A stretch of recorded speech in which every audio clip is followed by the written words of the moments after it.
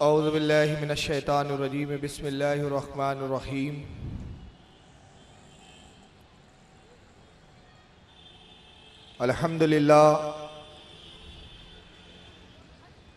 अल्हम्दुलिल्लाहि रब्बिल आलमीन वल आक़िबतु लिल मुत्तक़ीन।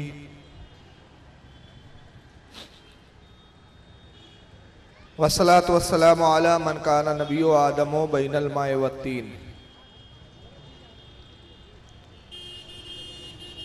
क़ाल अल्लाहु तबारक व तआला फ़िल क़ुरानिल मजीद वल फ़ुरक़ानिल हमीद। सलामुन अला इल-यासीन। सदक़ल्लाहुल अज़ीम। सदक़ सादिक़ुल मस्दूक़ अलैहिस्सलातु व तस्लीम। इन्नल्लाहा व मलाइकतहु युसल्लूना अलन नबी या अय्युहल्लज़ीना आमनू सल्लु अलैहि व सल्लिमू तस्लीमा। अल्लाहुम्मा सल्लि अला सय्यिदिना मौलाना मुहम्मदिन अदद मा फ़ी इल्मिल्लाहि सलातम दाइमतम बिदवामिन मलिकिल्लाहि सल्लल्लाहु तआला अलैहि वसल्लम।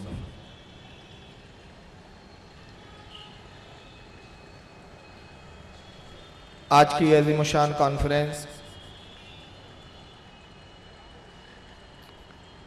जो बनामे शहीद आज़म के नाम से मुनक्किद की गई है,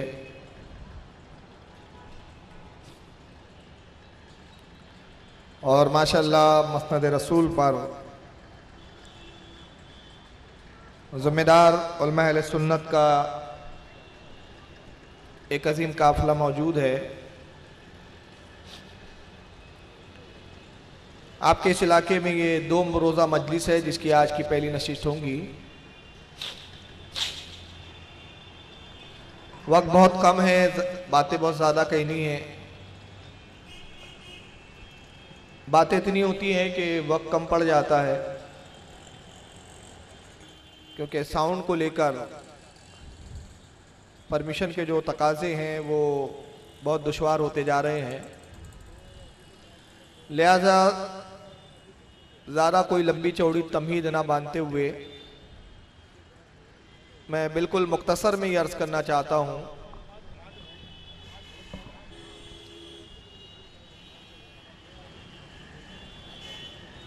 कि जिनका हम जिक्र खैर मना रहे हैं, जिनका हम जिक्र खैर कर रहे हैं, ये वो ज़ाते हैं कि अल्लाह के रसूल ने जिनके ताल्लुक़ से फरमाया कि ये जन्नत के आका और मौला है। अपनी साहबजादी खातून जन्नत के बारे में फरमाया कि मेरी साहबजादी जन्नती ख़वातीन की, जन्नती औरतों की सरदार है। और अपने नवासे इमाम हसन और इमाम हुसैन रज़ियल्लाहु ताला अन्हुमा के ताल्लुक़ से फरमाया कि हसन और हुसैन जन्नती नौजवानों के सरदार हैं। तो जन्नत के सरदारों का जिक्र खैर करने के लिए हम सब जमा हुए हैं। इनकी शान ये है कि इनकी मोहब्बत के बगैर ना ईमान मुकम्मल होता है, ना इबादत मुकम्मल होती है।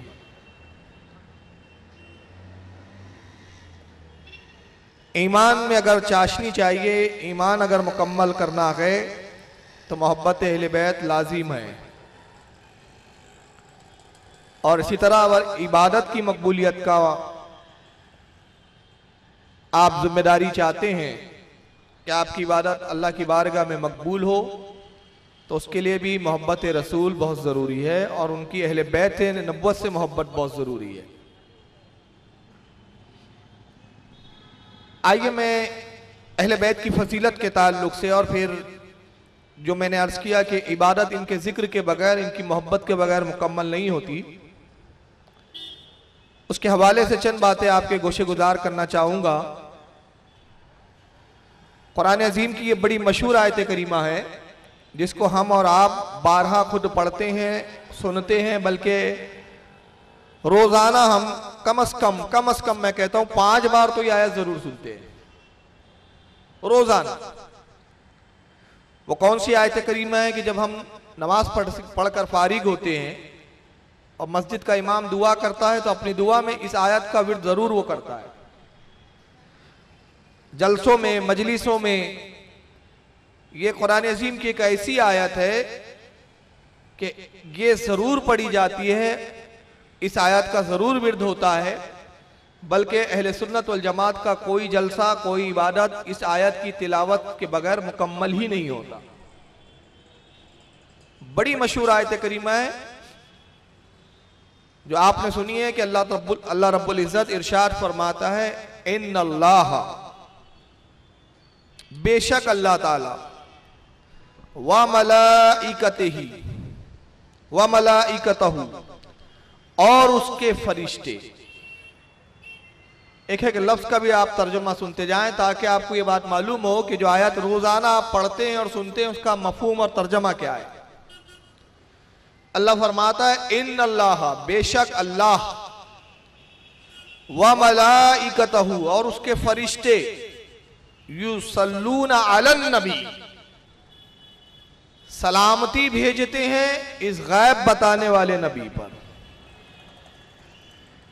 नबी के मायने होते हैं गैब की खबरें बयान करने वाला। इमाम काजी अयाज रदी अल्लाह ताला अन्हु ने अशिफा में फरमाया कि गैब का ताल्लुक माजी मुस्तकबिल की खबरों से होता है, हाल की खबरों से होता है, छुपी हुई बातों के इजहार करने से होता है, और नबी के मायने ही होते हैं गैब का बताने वाला। हज़रत इमाम कस्तलानी शारह बुखारी रहमतुल्लाह ताला अलैह अपनी मशहूर मार्कतुल आरा किताब अल मवाहिबुल लदुनिया में कहते हैं कि नबी के मायने होते हैं गैब बताने वाला। और भी मुतअद्दिद उलमा इकराम ने नबी के मायने गैब बताने वाला बताएं और इस पर इत्तेफाक है। खुद लुगत में नबी के मायने गैब की खबर बताने वाला, गैब की खबर देने वाला। तो आला हज़रत जो तर्जुमा करते हैं कि युसल्लूना अलन नबी, सलामती भेजते हैं अल्लाह और उसके फरिश्ते इस गैब बताने वाले नबी पर। या अय्युहल्लज़ीना आमनू, ऐ वो लोगों जो ईमान लाए,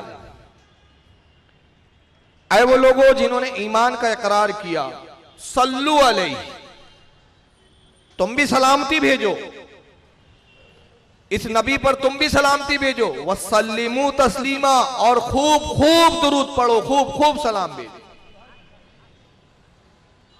ये एक एक लफ्ज टू लफ्ज तर्जमा है। अब ये आयत तो आप रोज सुनते हैं। इस आयत की ज़िम्न में, इस आयत की रोशनी में आइए मकाम रसूल और मकाम अहले बैत को देखना है। कुरान करीम यहां कह रहा है कि अल्लाह जिक्र करता है किसका? गैब बताने वाले नबी का। बड़ी प्यारी बात है, अपने नबी की अजमत को देखें आप। इस पर उलमा अहले सुन्नत का इजमा और इत्तेफाक है कि अल्लाह का जिक्र भी गैर हादिस है, उसके जिक्र को फना नहीं है। हमारा जिक्र फना हो जाएगा, हादिस जिसको फना हो, गैर हादिस जिसको फना नहीं। हमारा जिक्र, हम कोई जिक्र करते हैं, किसी का तस्करा करते हैं, किसी की बात करते हैं, तब तक जब तक हम जिंदा है। हम मर गए, हमारा जिक्र भी खत्म। हम जिक्र नहीं कर सकते, हमारी डेड बॉडी जिक्र नहीं कर सकती, क्योंकि हमें मौत है, हम मखलूक है। हर मखलूक को फना है सिवाय रब्बुल इज्जत की जात के। तो अल्लाह की जात भी गैर हादिस जिसको फना नहीं, अल्लाह का जिक्र भी गैर हादिस के उसको फना नहीं, और जिक्र करना उसकी सिफत है। जिस तरह उसकी जात गैर हादिस, उसकी सिफात भी गैर हादिस। जिस तरह उसकी जात को फना नहीं, उसकी सिफात को भी फना नहीं। तो जब अल्लाह की सिफात को फना नहीं, उसके कलाम को फना नहीं, उसका कलाम मखलूक नहीं, उसका जिक्र मखलूक नहीं, नबी मखलूक है, रसूल मखलूक है, तो आप अपने नबी की अजमत पे कुर्बान जाएं कि जब नबी की तख्लीक नहीं हुई थी, अल्लाह ने जब नबी को पैदा नहीं फरमाया था, क्योंकि अल्लाह के अलावा सब पैदा हुए। अल्लाह वो है लम यलिद वलम यूलद, ना उसने किसी को जना, ना वो किसी से पैदा हुआ, उससे कोई पैदा नहीं होता, वो किसी से पैदा नहीं होता। तो जब तक उसने नबी को पैदा ना किया था तब भी उसकी जात थी, मखलूक को पैदा नहीं किया तब भी मौजूद था, हमेशा थे, था, हमेशा है, हमेशा रहेगा। तो नबी मौजूद नहीं है, रब की जात मौजूद, उसका जिक्र करना मौजूद, उसकी सिफात मौजूद, तो मालूम हुआ नबी का जिक्र वो है कि जब नबी नहीं थे तब भी नबी का जिक्र था, सुभान अल्लाह, सुभान अल्लाह। जब नबी मौजूद में नहीं थे तब भी जिक्र था। और फिर जिक्र कैसा था? अल्लाह ने ये नहीं फरमाया सल्लूना अलल रसूल, हम सलामती भेजते इस रसूल पर, ये नहीं कहा। सल्लूना अला मोहम्मद, मोहम्मद पर अल्लाह सलामती भेजता, ये भी नहीं कहा, ये भी नहीं कहा। बल्कि अपने नबी का जिक्र किन लफ्जों में किया? सल्लूना अलन नबी, इस गैब बताने वाले नबी पर दुरूद भेजता हूं, इस गैब बताने वाले नबी पर सलामती भेजता हूं। नबी वजूद में नहीं आए मगर अल्लाह के इरादे में जो नबी पैदा होने वाले हैं वो गैबदा है, वो गैब बताने वाला है। और उसका इरादा जब अज़ली है तो जब उसने नबी की तख्लीक नहीं की थी उसके इरादे में था कि जिस नबी को पैदा करूंगा उसको गैब भी अता करूंगा। अब उसके बाद यहां और एक खास बात देखें,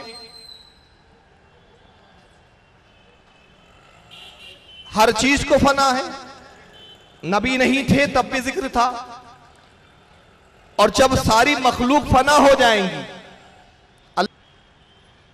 अल्लाह की जात को फना नहीं है, अल्लाह की जात खत्म नहीं होंगी, अल्लाह रब्बुल इज्जत रहेगा, उसकी जात मौजूद होंगी। अब यहां पर एक गौर करें आप और नबी की अजमत को देखें। जितनी दुनिया में हस्तियां हैं उनका जिक्र तब तक है जब तक उनका जिक्र करने वाले मौजूद हैं, उनका तस्करा तब तक है जब तक उनका तस्करा करने वाले मौजूद है। बल्कि यह भी अंबिया इकराम पर रसूलुल्लाह का फजल है, अंबिया इकराम को नबी का सदका है कि कौमों ने उन नबियों के साथ बहुत बुरे सुलूक किए, तालीमात को बदल दिया, उनके जिक्र को खत्म कर दिया, मगर ये रसूल का सदका है कि रसूल के जरिए अल्लाह ने उन नबियों का जिक्र किया, और नबी ने जब अपनी जबानों से उन नबियों का जिक्र किया तो नबी के तुफैल उन अंबिया का भी जिक्र मौजूद। सुभान अल्लाह। अगर कुरान हमें आरी रहनुमाई ना करता, कुरान ना बताता कि मूसा भी नबी थे अलैहिस्सलाम, ईसा भी नबी थे अलैहिस्सलाम, शोएब भी नबी थे, नूह भी नबी थे, अगर कुरान ना बताता, रसूल ना बताते, हम डाउट में रहते कि ये हस्तियां थी भी क्या नहीं थी, ये मौजूद थे क्या भी नहीं थे। फिर कौमों ने जो कुछ इनको बनाया, उज़ैर अलैहिस्सलाम अल्लाह के नबी थे, बास कौमें ने कहा खुदा के बेटे थे, ईसा अलैहिस्सलाम अल्लाह के नबी थे, कौमों ने कहा खुदा के बेटे हैं। अब अगर कुरान रहनुमाई ना करता, मुमकिन था हम इनको खुदा का बेटा तो ना मानते बल्कि हम नबी की फेरिस्त से भी खारिज कर देते, कहते ये खुदा के बेटे कहलाते थे, पता नहीं इनका वजूद भी था कि नहीं था। जैसे कि बहुत सी शख्सियात है, मैं नाम नहीं ले रहा हूं, जिनके बारे में उनके मानने वालों के अकायद बड़े अजीब व गरीब है, तो उनके अकायद को देखकर हम कहते पता नहीं ये शख्सियात भी थी कि नहीं थी, इनका भी वजूद था कि नहीं था, डाउटफुल हो जाते हैं। तो अब ये तो कुरान अजीम का एहसान, और कुरान जिस पर नाजिल हुआ उस नबी का एहसान कि इनका तस्करा भी मौजूद और अच्छे तरीके से मौजूद, महफूज किया कुरान ने इनके तस्करे को, रसूल ने इनका जिक्र बयान किया, मगर इनका भी जिक्र कब तक है? जब तक इनका जिक्र करने वाले हैं, जब तक मुसलमान हैं इनका जिक्र कर रहेंगे, अहले ईमान है जिक्र करेंगे, इंसान खत्म हो जाएंगे फरिश्ते जिक्र करेंगे, मगर जब फरिश्ते भी खत्म हो जाएंगे क्योंकि उनको भी फना है तो फिर कौन जिक्र करेगा? तो हर नबी हो वली हो सबका जिक्र फानी, मगर रसूल का जिक्र गैर फानी, और रसूल का जिक्र इसलिए गैर फानी है कि जो जिक्र करने वाली जात है वो खुद गैर फानी है। तो जब सब फना हो जाएगा किसी का जिक्र ना होगा, बल्कि मैं बढ़कर कह दूं कि जिक्र खुदा भी खत्म हो जाएगा, इसलिए कि जब मखलूक ना होंगी तो जब मखलूक ही नहीं है तो खुदा का जिक्र करे कौन? मगर रब को फना नहीं है तो रब जिक्र महबूब करेगा, सुभान अल्लाह, क्योंकि उसका जिक्र हादिस गैर हादिस है। मैंने पहले अर्ज किया फना नहीं है उसके जिक्र को, ना उसकी जात को ना उसकी सिफात को, और जिक्र उसकी सिफत है। तो जब कोई ना होगा तब भी महबूब का जिक्र होगा, तब भी सलामती भेजी जा रही होंगी। अब जरा तवज्जो करे, जिस पर रब सलामती भेज रहा था, कब? तवज्जो करे और अकीदे अहले सुन्नत को सलाम करे जब उसकी वजूद नहीं था, वो जात मौजूद नहीं थी, नबी पैदा नहीं हुए थे, नबी की तखलीक नहीं हुई थी, मगर उसका जिक्र मौजूद था। और जिक्र किसके साथ मौजूद था, किस जरिए से मौजूद था? तारीफ के साथ, तौसीफ के साथ सलामती भेजी जा रही थी। कहा जा रहा था महबूब तू सलामत है, तुझ पर हमारी सलामती है, तुझ पर हमारी सलामती है। मखलूक खत्म हो जाएंगी, रब कहेगा महबूब सलामती है। तो जब ना था तब भी वो सलामत था, जब कोई ना होगा तब भी सलामत होगा। तो मालूम हो गया कितना बदतर अकीदा है जो कहा गया कि नबी मरकर मिट्टी में मिलकर फना हो गए। माज़अल्लाह रब्बिल आलमीन। तो जिस पर रब सलामती भेजे वो फना कैसे हो सकता है? जो फना हो जाए उस पर सलामती नहीं हो सकती। आपके समझ में नहीं आ रहा है? ऐसा लग रहा है हार्ड तो नहीं जा रही है गुफ्तगू, वरना किससे कहानियों पर आ जाऊं। कौम का मिजाज किससे कहानी सुनने का ही हो गया हमारा। बेशक सुभान अल्लाह। इल्मी गुफ्तगू सुनने की आदत डालिए भाई, सुभान अल्लाह, बहुत जरूरी है। तो जिस पर रब सलामती भेजे वो फना होगा, और फना हो जाए तो फिर सलामती का मतलब क्या हुआ? तो मालूम हो ये अकीदा बदतरीन है कि जो कहते हैं नबी खत्म हो गए, अब उन पर कोई एहसासात नहीं है, कोई हवासात नहीं है, हवाए से खमसाब उनमें नहीं है, सुनते नहीं है, देखते नहीं है, बोलते नहीं है, महसूस नहीं करते। मैं कहता हूं नबी देखते भी है, नबी कहते भी है, नबी सुनते भी है, और हमारे दर्द कर्ब को महसूस भी करते हैं। सुभान अल्लाह, सुभान अल्लाह। सारे खवास खमसा, सारे खवास नबी पाक सल्लल्लाहु अलैहि वसल्लम में मौजूद है, इसलिए कि उनके रब उन पर सलामती भेज रहा है। और इस पर तरह गौर करें इस आयत करीमा पर। कुरान ने कहा वाक़ीमुस्सलात, ईमान वालों नमाज पढ़ो। आपने क्या किया? हुक्म हुआ नमाज पढ़ने चले गए। अल्लाह ने फरमाया रोजे रखो, हमने तुम पे रोजे फर्ज किए। या अय्युहल्लज़ीना आमनू कुतिबा अलैकुमुस्सियाम, ईमान वालों तुम पर रोजे फर्ज किए गए। कमा कुतिबा, जैसे पिछलों पर फर्ज किए थे, जैसे पिछलों के लिए आए थे, जैसे पिछलों पे वैसे तुम पर, तुम भी रोजे रखो। आपने रोजा रखना शुरू कर दिया। कुरान ने कहा ज़कात दो, वातुज़ ज़कात, ज़कात अदा करो। नबी ने कहा ये ज़कात इतनी इतनी देना है, आपने ज़कात देना शुरू कर दिया। अल्लाह ने फरमाया अच्छा सुलूक करो, रिश्तेदारों की हुकूक अदा करो। आप रिश्तेदारों की हुकूक अदा करने में मुलव्विस हो गए, लग गए। गर्ज के जैसे जैसे अहकामात आते गए, अहकामात पर आप अमल करते रहे। सुभान अल्लाह। आपको कहा गया नमाज पढ़ो, आपने नमाज पढ़ी। रोजा रखो, रोजा रखा। हज करो, हज किया। इबादत करो, इबादतें की। सदकात दो, सदकात दिए। ज़कात अदा करो, ज़कात दी। मगर अजीब बात है, हर चीज आपने अल्लाह की मानी, मगर एक चीज में आप अल्लाह के नाफरमान हो गए। आपने हुक्म की तकमील पूरी तरह नहीं की।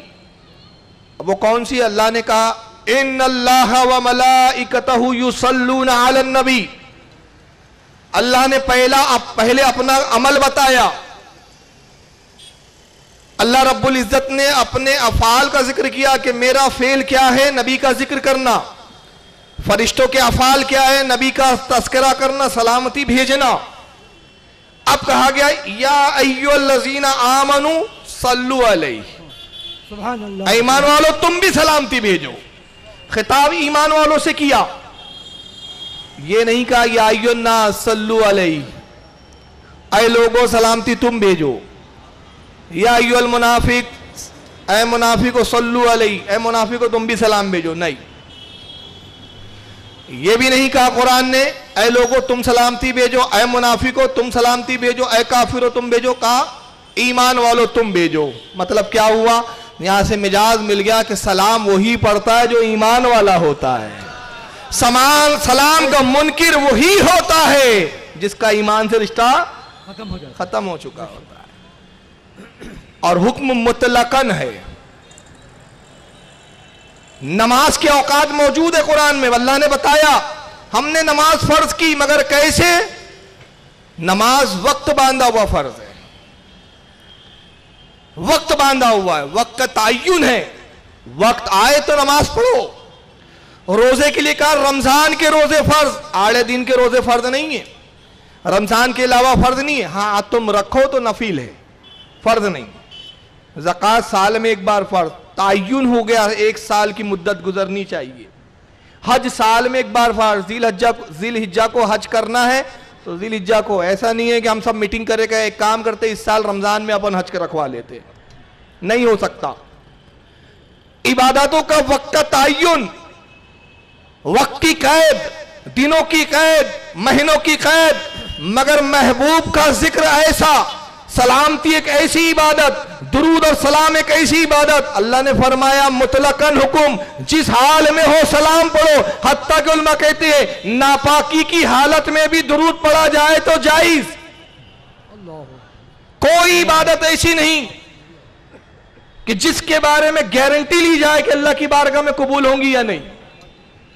अब जरा यहां भी तवज्जो करें, कोई इबादत ऐसी नहीं जिसके बारे में गारंटी ली जाए कि अल्लाह की बारगाह में कबूल होंगी या नहीं। नमाज के बारे में अल्लाह के रसूल खुद फरमाते, सरकार इरशाद फरमाते, बाज नमाजी क़यामत में ऐसे होंगे जिनकी 60 साल इबादत होंगी। मिसाल भी दी, राउंड फिगर भी बताया, 60 साल इबादत करेंगे, अल्लाह नमाज मुंह पे मार देगा, एक भी कबूल नहीं। अर्ज करेंगे मौला तेरी बारगाह में सजदे किए, अल्लाह फरमाएगा नमाज ऐसी नहीं पढ़ी जैसे पढ़ने का हक था, जैसे मेरे नबी ने बताया था, तुम्हारे अरकानों में खामियां थी। इसलिए तो नबी ने जोर दिया सल्लु कमा रायतुनी युसल्ली, नमाज ऐसी पढ़ो जैसे मुझे पढ़ता हुआ देखते हो। सुभान अल्लाह। तुम्हारे अरकान दुरुस्त नहीं थे, नमाज नाकाबिल कबूल। रोजा रखा कबूल नहीं हो सकते, मुमकिन है रोजे मुंह पर मार दी जाए। क्यों? रोजा रखा गीबत की, हालत रोजा में चुगलियां की, हालत रोजा में हरामकारियां की, रोजे कबूल हो गारंटी नहीं।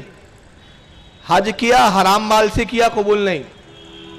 आज लोगों का जहन भी बन गया है, खूब कमाओ, हराम का जितना कमा सकते हो, लन फन झूठ सब कर डालो, आखिरी में बुढ़ापे में एक हज करके आएंगे, सब माफ।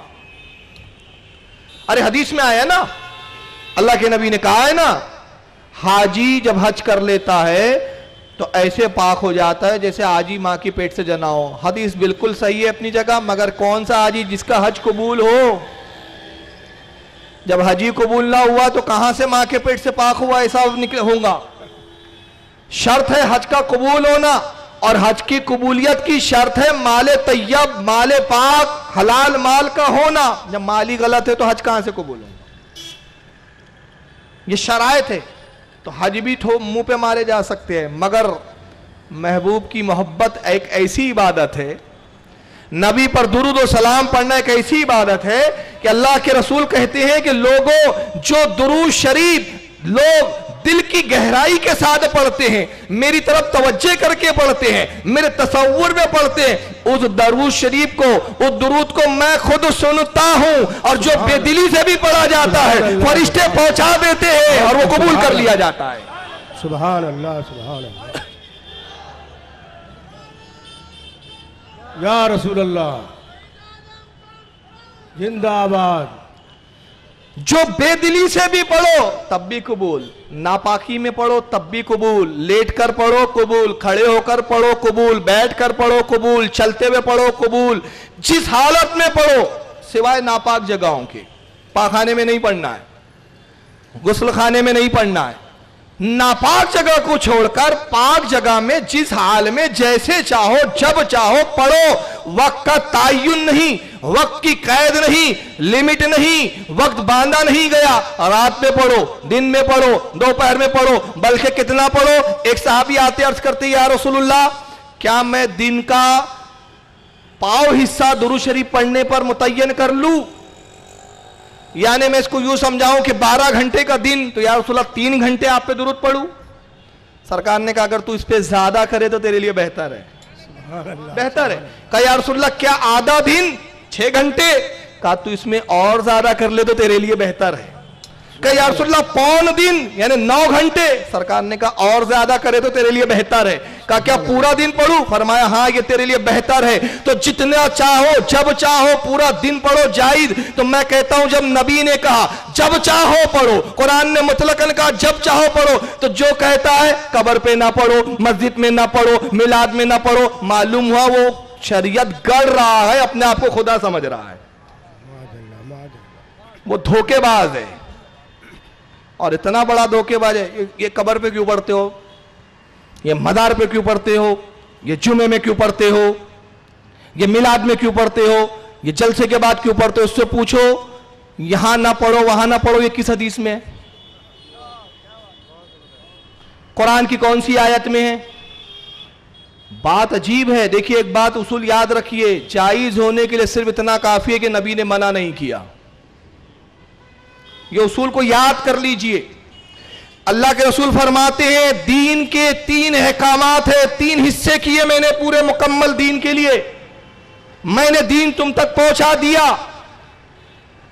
दीन का पहला हिस्सा कि जो तुम्हारे लिए बेहतर था मैंने हुक्म दे दिया, और जिसका मैंने हुक्म दिया उसमें तुम्हारे लिए अजर सवाब, और जो तुम्हारे लिए नुकसान देते वो भी मैंने बता दिया। और जिस मामले में मैं खामोश हो जाऊं, जिस मामले में मेरी खामोशी देखो तुम्हारे लिए जायज। नबी की खामोशी जायज की दलील, और उसको उलमा की इस्तिलाह में, मुहद्दिसीन की इस्तिलाह में कहा हदीसे तकरीरी। हदीसे तकरीरी, हदीसे सुकूती भी कहा गया। नबी की बारगाह में कोई काम हुआ, नबी ने ना मना किया ना करो कहा, बस देखा, खामोशी इख्तियार की, जायज है। नाजायज कहने वाले को दलील देना चाहिए। आप केक खाते हैं, केक खाते हैं कि नहीं? नबी के सहाबा ने सलाम पढ़ा क्या? उस वहाबी से पूछो तू नबी ने कभी केक खाया है, आइसक्रीम खाया है? जिस तरह हम जलसा कर रहे हैं रोड पर, ऐसा जलसा किया है नबी ने? नहीं। मगर केक भी हलाल, आइसक्रीम भी हलाल। हलाल क्यों? हर हलाल चीजों का मजमुआ है। केक में क्या है? मैदा है, मैदा हलाल। शक्कर है, शक्कर हलाल। घी है, घी हलाल। अंडा है, अंडा हलाल। जब सब हलाल तो हराम कहां से हुआ? जब सब हलाल मुख्तलिफ हलालों को मिला लिया तो मजमुआ हराम कैसे हो गया? तो मस्जिद में खड़े होना हलाल, जुमे में जाना हलाल, वक्त का तायुन हर वक्त हलाल, और नबी पर सलाम पढ़ना भी हलाल। तो जब सारे हलालों को मिला लिया तो हराम कहां से हो गया? तो अब जो हराम कहता है यहां मत पढ़ो, वहां मत पढ़ो, ऐसे ना पढ़ो, वैसे ना पढ़ो, तो वो शरीयत तरतीब दे रहा है। वो अपने आप को माज़अल्लाह खुदा समझ रहा है, या अपने आप को रसूल समझ रहा है कि जो बगैर दलील के, बगैर इनकार रसूल के, बगैर मुमानियत रसूल के अपनी तबीयत से हुक्म हराम और हलाल के लगा रहा है, और दलील हमसे पूछ रहा है बताओ इसका सबूत कहां है? सबूत के लिए काफी है कि नबी ने मना नहीं किया। अब सवाल यह पैदा होता है कि आप भी तो बड़े हड्डर में यार। मैंने गौर किया कि हमारे उलमा ने ऐसा क्यों किया। भाई ठीक है जुमे में एक दिन पढ़ लिया, सलाम हो गया, ठीक है, हफ्ते में एक बार पढ़ो ना यार। ये फजर में भी पढ़ते हो तुम। बाद मसाजिद में तो मैंने देखा, राजनांदगांव एक शहर है छत्तीसगढ़ का, वहां देखा तो साहब मगरिब में भी सलाम होता है, हर मगरिब के बाद सलाम मस्जिद में। और भी कई जगह होते हैं, मगरिब में भी सलाम, फजर में भी सलाम, महफिल हुई सलाम, मिलाद हुआ सलाम, हर जगह सलाम, दुरूद सलाम, दुरूद सलाम। वजह क्या है? इसकी वजह यह है जो मैंने समझा, ये हमारे उलमा अहले सुन्नत का फजल करम है हम पर। सुभान अल्लाह। अब मैं इसकी एक छोटी सी मिसाल लेता हूं, और उस मिसाल में जब आप अपने अकीदे की हक्कानियत को देखेंगे तो आप अपने अकीदे पे रश करोगे। सुभान अल्लाह। घर में कोई मेहमान आने वाले होते हैं तो हम क्या करते हैं बच्चों को, बेटा बच्चे बहुत अहम मेहमान आ रहे हैं, बड़े अजीम हैं, हमारे दोस्त आ रहे हैं, तो घर के छोटे बच्चे को बड़े लोग क्या कहते हैं, बेटा जब आए ना सामने तो सलाम कहना। क्या बोलते हैं? बेटा सलाम करना, अच्छे से आना। और कैसे कहूंगे बेटा सलाम? कहो बेटा बताओ। बच्चे को याद कराया, बेटा कह अस्सलाम वालेकुम, फिर पूछना खैरियत से हैं आप चचा जान। बार बार बच्चे को तहजीब सिखाई जाती है, बेटा गाली नहीं बकना, मस्ती नहीं करना, जब खाने की सामान और असबाब आए, खाने की चीजें लाई जाए, बेटा हाथ ना मारना। बच्चे को आप तहजीब सिखाते हैं, बार बार सिखाते हैं, बार बार सिखाते हैं। बार बार क्यों सिखाते हैं? ताकि जब बार बार बोला जाए तो बच्चे की आदत में शुमार हो जाए, बच्चे का ये रूटीन बन जाए।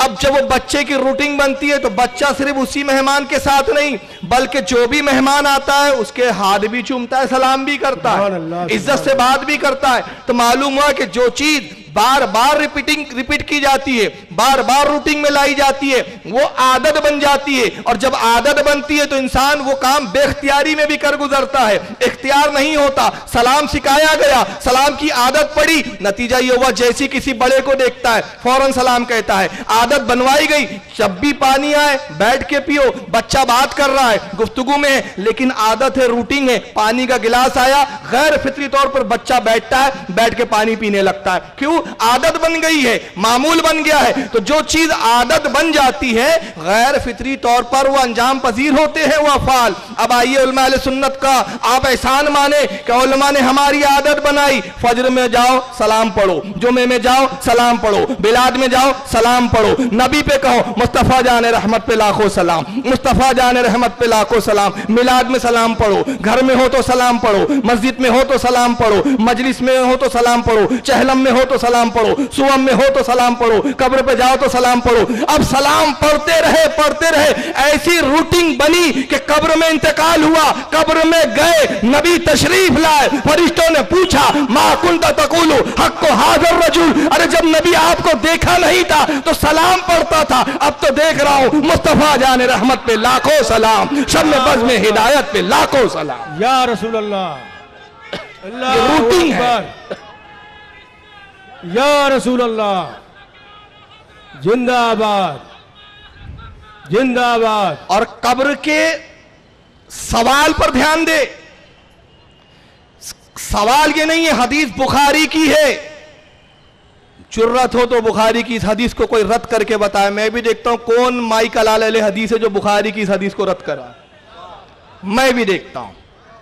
हदीस बुखारी की, मा कुंता, क्या कहता था, क्या कहता है नहीं, माजी का सेगा है, क्या कहता था। आला हजरत आपके अजमतों पे मैं निसार, सुभान अल्लाह। क्या सिखाया, क्या कहता था, मुस्तफा जान रहमत पे लाखों सलाम। क्या कहता था, शम्मे बज़ में हिदायत पे लाखों सलाम। क्या कहता था, जिस सुहानी गड़ी चमका तैबा का चांद। क्या कहता था, उस दिल अफरोज सिल्लासात पे लाखों सलाम। मां कुंता, क्या कहता था, आका कहता था। क्या कहता था, सैयदी कहता था। क्या कहता था, मौला कहता था। और वहाबी से पूछा गया क्या कहता था, अपनी तरह कहता था। अब तुम फैसला करो कामयाब कौन हो रहा है, इम्तिहान में कामयाब कौन। फरिश्ते ने कहा बदवक्त अपनी तरह कहता था, मारो जूते, दो अजाब के कोड़े। तू क्या कहता था, आका कहता था। आका कहेंगे, सरकार फरमाएंगे फरिश्तों ये मुझे आका कहता था, ये मुझे अपना सरदार कहता था, अपना मौला कहता था, ये दुनिया में मेरी ताजीम करता था, जब भी मेरा जिक्र आता ताजीम से खड़े हो जाता था। इसने दुनिया में गुलामी का हक अदा किया, अब मेरी बारी है कि मैं आका होने का हक अदा करूं। और वो क्या है, फरिश्तों जाओ जन्नत की खिड़की खोल दो, सुभान अल्लाह। ये उसका हक है।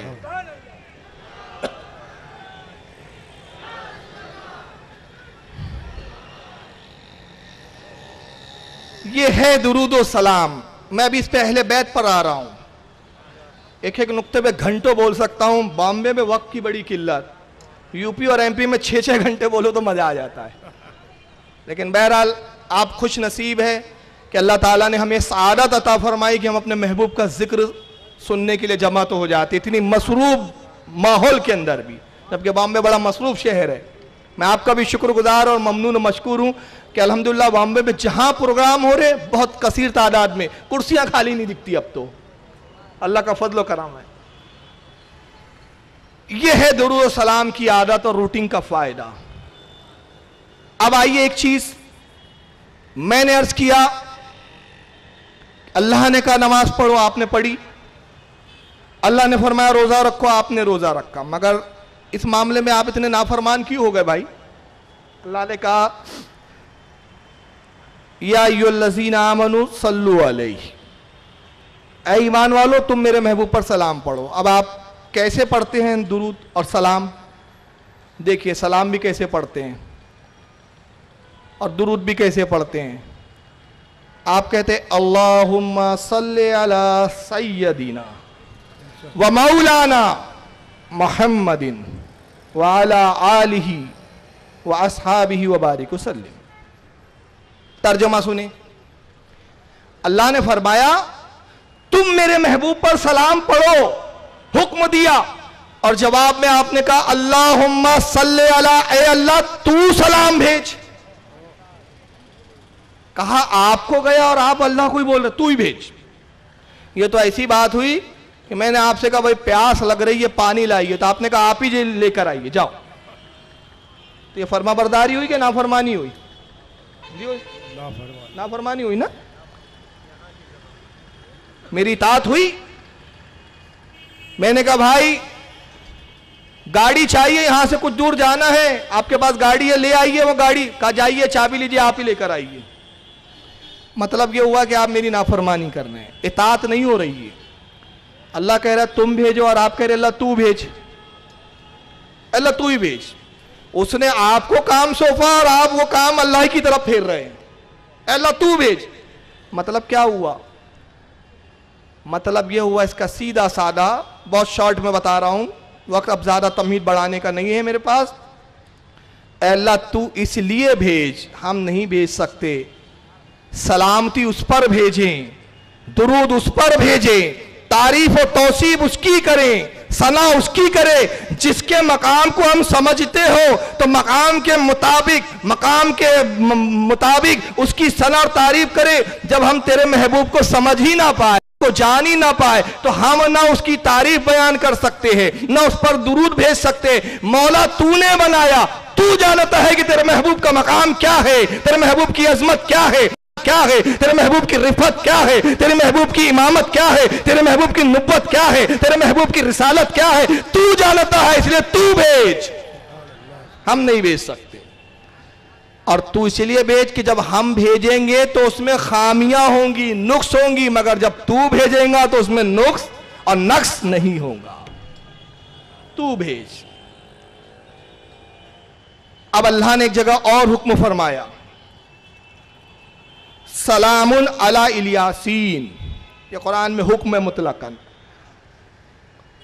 अल्लाह ने तो फरमाया, अब इख्तियार रसूल बताना चाह रहा हूं। अल्लाह का इख्तियार, अल्लाह की कुदरत कामला कि वह अपनी कुदरत कामला के तहत अपने महबूब पर खूब खूब सलाम पढ़ भेजता है, सलामती भेजता है। और कुरान में आया नबी पर भेजो, मेरे नबी पर सलाम भेजो। आगे बढ़े, दूसरे मकाम पे कुरान कहता है सलामुन अला इलियासीन, पारा नंबर 23 है, सूरह अस-सफ़ात, आयत 130। सलामुन अला इलियासीन, सलाम हो इलियासीन पर। ये इसका लफ्जी तर्जमा। इलियासीन का क्या मतलब है? आइए इसकी तफसीर देखें।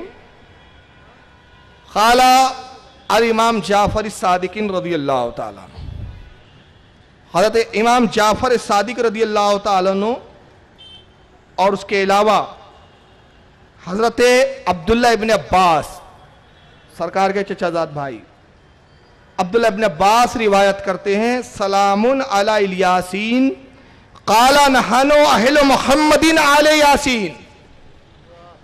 अब्दुल्ला इब्न अब्बास कहते हैं कि कुरान ने हुक्म दिया और कुरान ने कहा सलाम हो इलियासीन पर।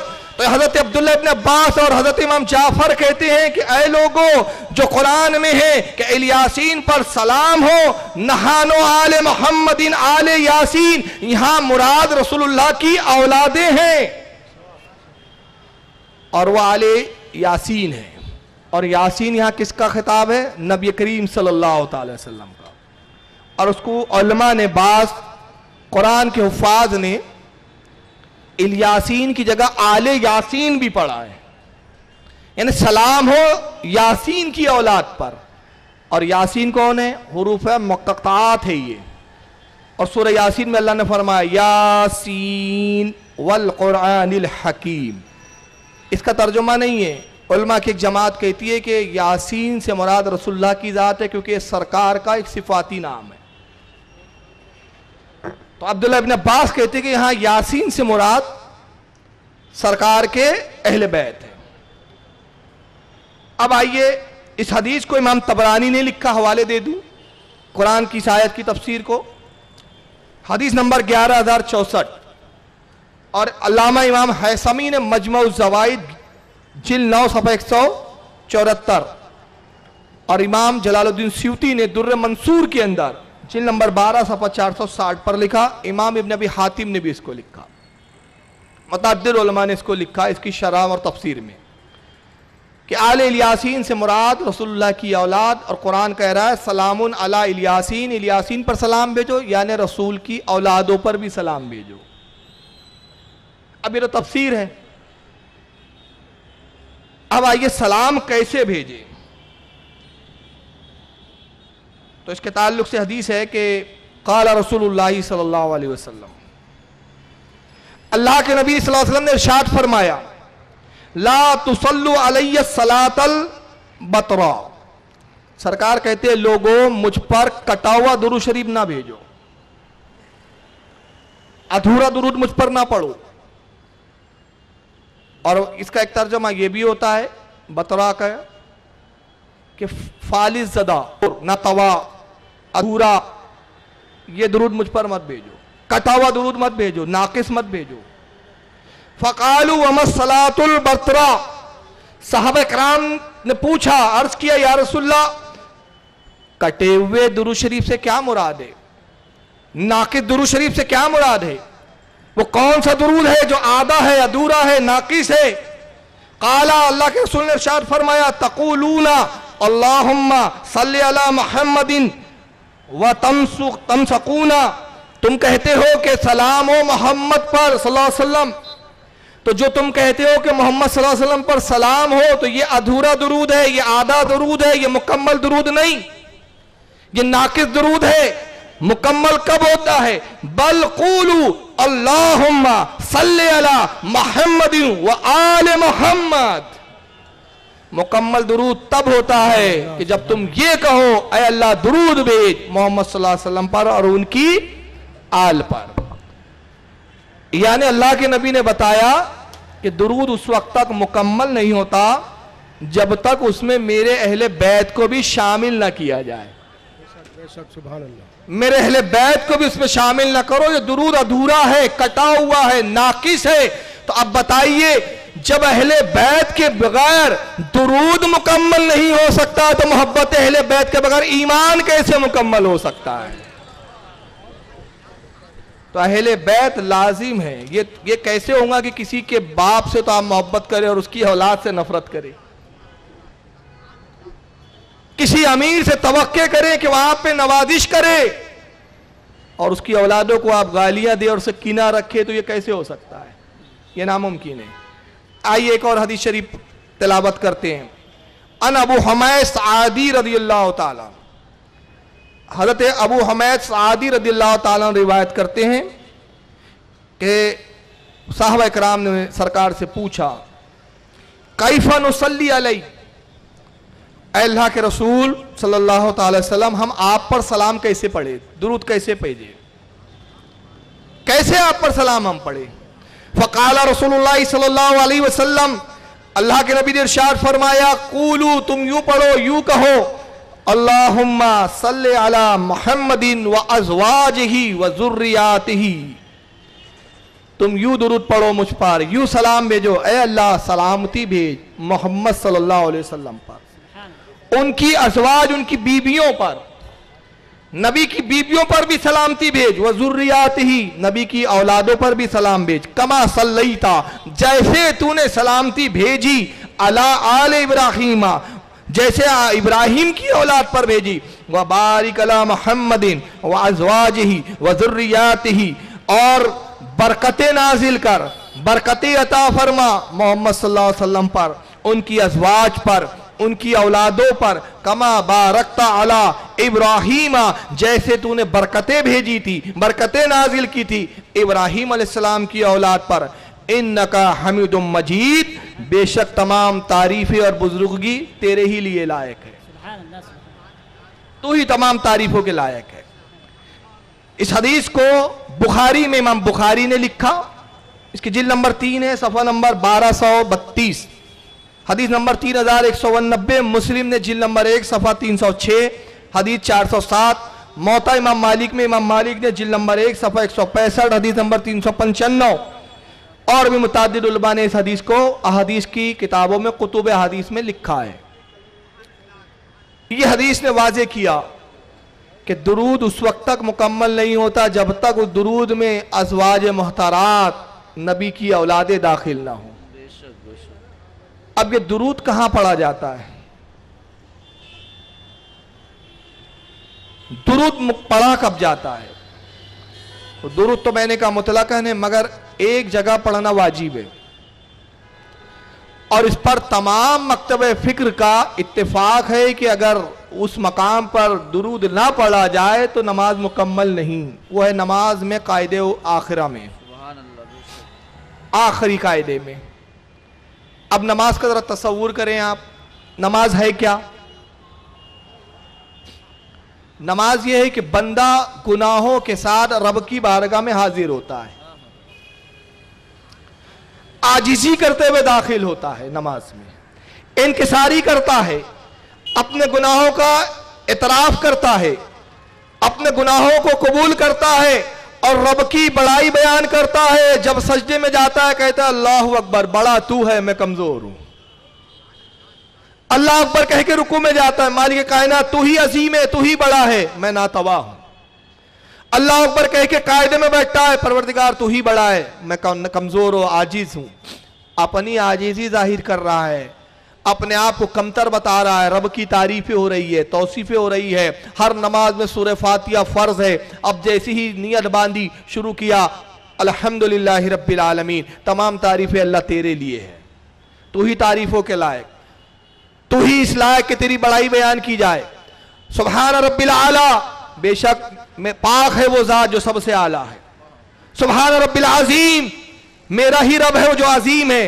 परवरदिगार अजीम तू, अकबर तू, आला तू, खालिक कायनात तू, तारीफों के लायक तू। मैं कौन? मैं गुनाहगार, मैं सजदे में इसलिए कि तेरे सामने झुका हुआ हूं, अपने गुनाहों के साथ तौबा के लिए हाजिर हुआ हूं। रब्बे कायनात आपकी नमाज को मुलाहिजा फरमा रहा है, मेरा बंदा आजिज़ी कर रहा है, इनकिसारी कर रहा है, गुनाहों का इतराफ कर रहा है। फरिश्तों देख रहे हो, मेरे बंदे को देख रहे हो, अपनी कमजोरी बता रहा है, बंदगी का इजहार कर रहा है। अब बताओ इसे इनाम दिया जाए कि ना दिया जाए? फरिश्ते अर्ज करते हैं मालिक कायनात तेरे सामने आजिज़ी कर रहा है, ये तलब करे तो तू जरूर दे, मांगे तो जरूर अता करे। अब नमाज का आखिरी मरहला है, अब सलाम फेरना है, नमाज सलाम फेर कर खत्म करनी है। और सलाम का वो आखिरी हिस्सा ये है कि एक मजदूर ने मजदूरी की, अब मजदूरी के बाद उजरत लेने का वक्त आ गया है। ये मरहला आखिरी है। रुकू में मजदूरी की, सजदे में मजदूरी की, कायदा था तो मजदूरी थी, दूसरे कायदे में मजदूरी, कयाम में मजदूरी, अब आखिरी कायदे में मौला सलाम फेरूंगा, मजदूरी वसूल करना है। रब कहता है मजदूरी लेना है, उस वक्त तक मजदूरी ना मिलेंगी जब तक मेरे महबूब पर, उनकी औलाद पर दुरूद नहीं पढ़ेंगे। सुभान अल्लाह। तूने मेरी तारीफ की, बेशक की, मेरी तस्बीह बयान की, ठीक, तूने मेरी बड़ाई बयान की, ठीक, मुझे अकबर कहा, ठीक, मैं तेरे अपने तारीफ करने से खुश जरूर हुआ, मगर ये रजा उस वक्त तक ना मिलेंगी जब तक तू मेरे महबूब पर सलाम ना पढ़ेगा। तो मालूम हुआ कि तौहीद उस वक्त तक मुकम्मल नहीं होती जिसमें रिसालत ना हो। क्या बात है, सुभान अल्लाह, सुभान अल्लाह, बहुत खूब। अब एक बात देखें, कोई कहे नहीं मैं सलाम तो नहीं पढ़ूंगा, नमाज में दुरूद नहीं पढ़ूंगा। अच्छा भाई कैसा इनको, इनके शिर्क की हड्डी तोड़वाई गई, बड़े शिर्क करते फिरते हैं, अजीब शिर्क है जो नमाज में दाखिल है बकौल इनके। अस्सलामु अलैका अय्युहन नबी। अत्तहियात में बोलता है ना, जरा इनसे पूछो तर्जुमा करके बताओ। सलाम तुम पर आए नबी। आई का तर्जमा अय्युहन, ये हुर्फ निदा, निदा का सेगा, निदा किए जा रही है, रसूल को पुकारा जा रहा है, ऐ नबी आप पर सलाम। और कहां से? हिंदुस्तान से। किस तरफ? मदीने की तरफ। ऐ नबी आप पर सलाम। तो अगर नबी सुनते ही नहीं है तो फिर किया क्यों जा रहा है? क्या बात है, बहुत खूब, माशाअल्लाह। अब आप कहेंगे तो लफ्जों से, बरेलवी लोग लफ्जों से खेलते हैं। मैंने कहा तुम्हारी बदकिस्मती, हम लफ्जों से नहीं खेलते, हम दलील से बोलते हैं। बता दूं दलील? हयाउल उलूम में ये तो मिल गया तुम्हें, इमाम गजाली ने यजीद के बारे में लिखा खामोशी इख्तियार करो। हयाउल उलूम में ये नहीं मिला। इमाम गजाली ने कहा जब अत्तहियात में हो और जब यहां पहुंचो कहो अस्सलामु अलैका अय्युहन नबियो, तो ये तसव्वुर करो नबी मौजूद है और तू सलाम कर रहा है। सुभान अल्लाह, नारे तकबीर, नारे रिसालत, सुभान अल्लाह, सुभान कि तसव्वुर हो कि नबी तेरे सामने मौजूद है। तो अब बताइए, जिसने कहा कि जिस नमाज में नबी का तसव्वुर आ जाए वो नमाज मुकम्मल नहीं होती, वो झूठा था। क्योंकि नबी बता रहे कि जब नमाज मुकम्मल होने का वक्त आता है, जब तक मेरा तसव्वुर ना आए नमाज मुकम्मल नहीं होती। बेशक बेशक, सुभान अल्लाह, सुभान। नमाज की तकमील तो तसव्वुर मेरा है। जब तक मुझ पर सलाम ना भेजेगा तेरी नमाज मुकम्मल ना होंगी। अब चलिए, एक ने जिद की नहीं मैं सलाम नहीं भेजूंगा, गैरुल्लाह को सलाम करना शिर्क, नमाज में गैरुल्लाह का जिक्र करना शिर्क। तो मैं तो नमाज में इतनी खालिश पढ़ूंगा कि गधे का ख्याल आ जाएगा, चलेगा, मेरे को नबी का ख्याल नहीं लाना है। अब बड़े एहतमाम से पढ़ना शुरू किया उसने। अब मैं ईमानदारी से पूछता हूं, जाओ अपने मकतबे फिक्र के इदारों से नहीं, इनके मकतबे फिक्र के इदारों से फतवा पूछो, देवबंदियों से पूछो, गैर मुकल्लिदीन से पूछो, लिखो क्या फरमाते उलमाए देवबंद, क्या फरमाते उलमाए गैर मुकल्लिदीन इस मसले में कि जैद नमाज पढ़ता है और जैद नमाज में अत्तहियात के बाद सलाम फेरता है, दुरूद नहीं पढ़ता, दुरूद इब्राहिम नहीं पढ़ता, नबी पर दुरूद नहीं पढ़ता, नबी की औलाद पर नहीं पढ़ता, उसकी नमाज होती है या नहीं? बहुत खूब, बहुत खूब। जवाब आएगा नहीं हुई। अरे यार अजीब बात है, पूरी नमाज में अल्लाह की तारीफ, अल्लाह का जिक्र, अल्लाह की तारीफ, अल्लाह का जिक्र, अल्लाह की तारीफ, अल्लाह का जिक्र, सिर्फ नबी पे तो सलाम नहीं भेजा ना, नबी पे सलाम नहीं किया ना, तो नमाज नामुकम्मल क्यों? नमाज अधूरी क्यों? फतवा यही कि नहीं होंगी। अब क्यों नहीं होंगी मैं बता देता हूं, मैं नहीं कहता, नबी कह गए। अन अबी मसूदिन अल अंसारी रदियल्लाहु, अल्लाह के रसूल अब्दुल्लाह इब्न मसूद कहते हैं, काला काला रसूलुल्लाह सल्लल्लाहु अलैहि वसल्लम फरमाते हैं कि अल्लाह के रसूल सल्लल्लाहु अलैहि वसल्लम ने इरशाद फरमाया, मन सल्ला सलातन लम युसल्ली फीहा अलैया व आला अहले बैती लम तकब्बल मिन। ऐ लोगों, जिसने नमाज में मुझ पर दुरूद ना पढ़ा, मुझ पर सलाम ना पढ़ा और मेरी औलाद पर ना पढ़ा, उसकी कोई नमाज नहीं। सुभान अल्लाह, सुभान अल्लाह, कोई नमाज नहीं उसकी। किसने लिखा? इमाम दारकुतनी ने अपनी सुनन के अंदर, अस्सुनन जिल्द नंबर 1 सफ़ा 355 हदीस नंबर 706 पर। इमाम बहकी ने सुनन कुबरा में जिल्द नंबर 2 सफ़ा 530 हदीस नंबर 3969। और इमाम इब्न अबी अब्दुर्रहमान इब्न जौजी ने अत-तहकीक फी अहादीसिल खिलाफ जिल्द नंबर 1 सफ़ा नंबर 402 हदीस नंबर 544 पर इस हदीस को लाया। और भी उलमा की तखारीजें हैं। सरकार ने कहा उसकी नमाज मुकम्मल नहीं जो मुझ पर दुरूद ना भेजे, मेरी औलाद पर दुरूद ना भेजे।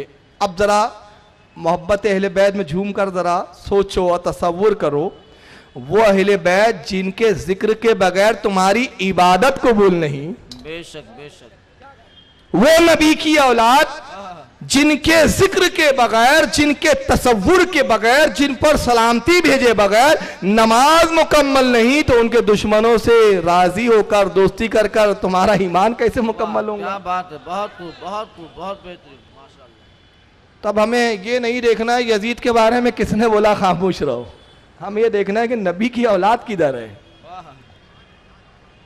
नबी की औलाद जहां है हक वहीं है, आले रसूल जहां वहीं हक है। अब आइए मैं कुछ नई बातें आपके सामने लाना चाहता हूं। भाई तुम नबी की औलादों को पुकारते हो ना, नबी सुनते हैं? हाँ भाई सुनते हैं। अभी मैंने बताया अभी कि इमाम गजाली कहते हैं ऐसा कहो जैसे नबी सुन रहे हैं, मौजूद है, सामने है। अच्छा, जब आपके सामने है नबी, तो हुसैन जब शहीद हो रहे थे वहां क्यों नहीं थे फिर? अरे भाई जब आपके तस्वुरों में है नबी, आप सलाम करे तो सुने, तो क्या हुसैन ने करबला में पुकारा तो नबी ने सुना था कि नहीं सुना था? और सुना था तो फिर मदद क्यों नहीं की? ये बड़ा पेचीदा सवाल है। इसके जवाब के लिए तो बहुत वक्त चाहिए, बहुत सेशन चाहिए। बस दो बातें शॉर्टकट। मकबूल बंदों की दो मंजिलें होती है, एक मंजिल सब्र व रजा और एक होती है मंजिल करामत व इख्तियारात। और ये दोनों मंजिलों का इजहार रब की मशीयत और रब के इरादे पर मौकूफ होता है।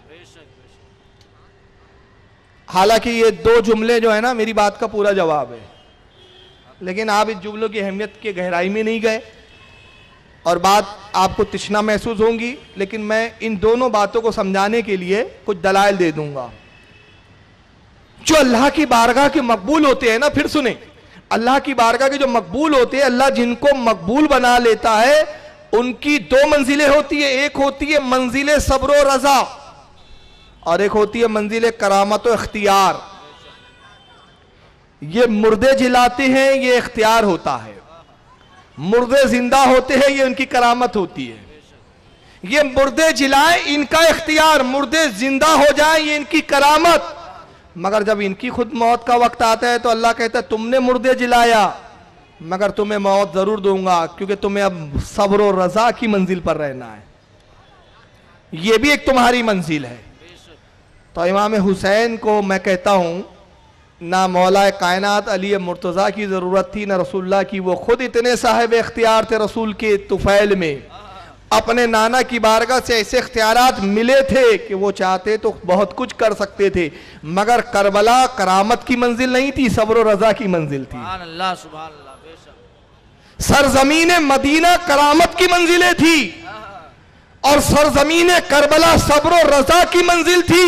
जैसा हाल होता है, जैसे मकामात होते हैं, जैसे हालात होते हैं, वैसे विलायतों का इजहार होता है। बेशक बेशक। सब्र व रजा भी विलायत है, करामत का इजहार भी विलायत है, बेशक, सुभान अल्लाह। दोनों है। आइए मैं बताऊं आपको सब्र व रजा की मंजिल क्या है।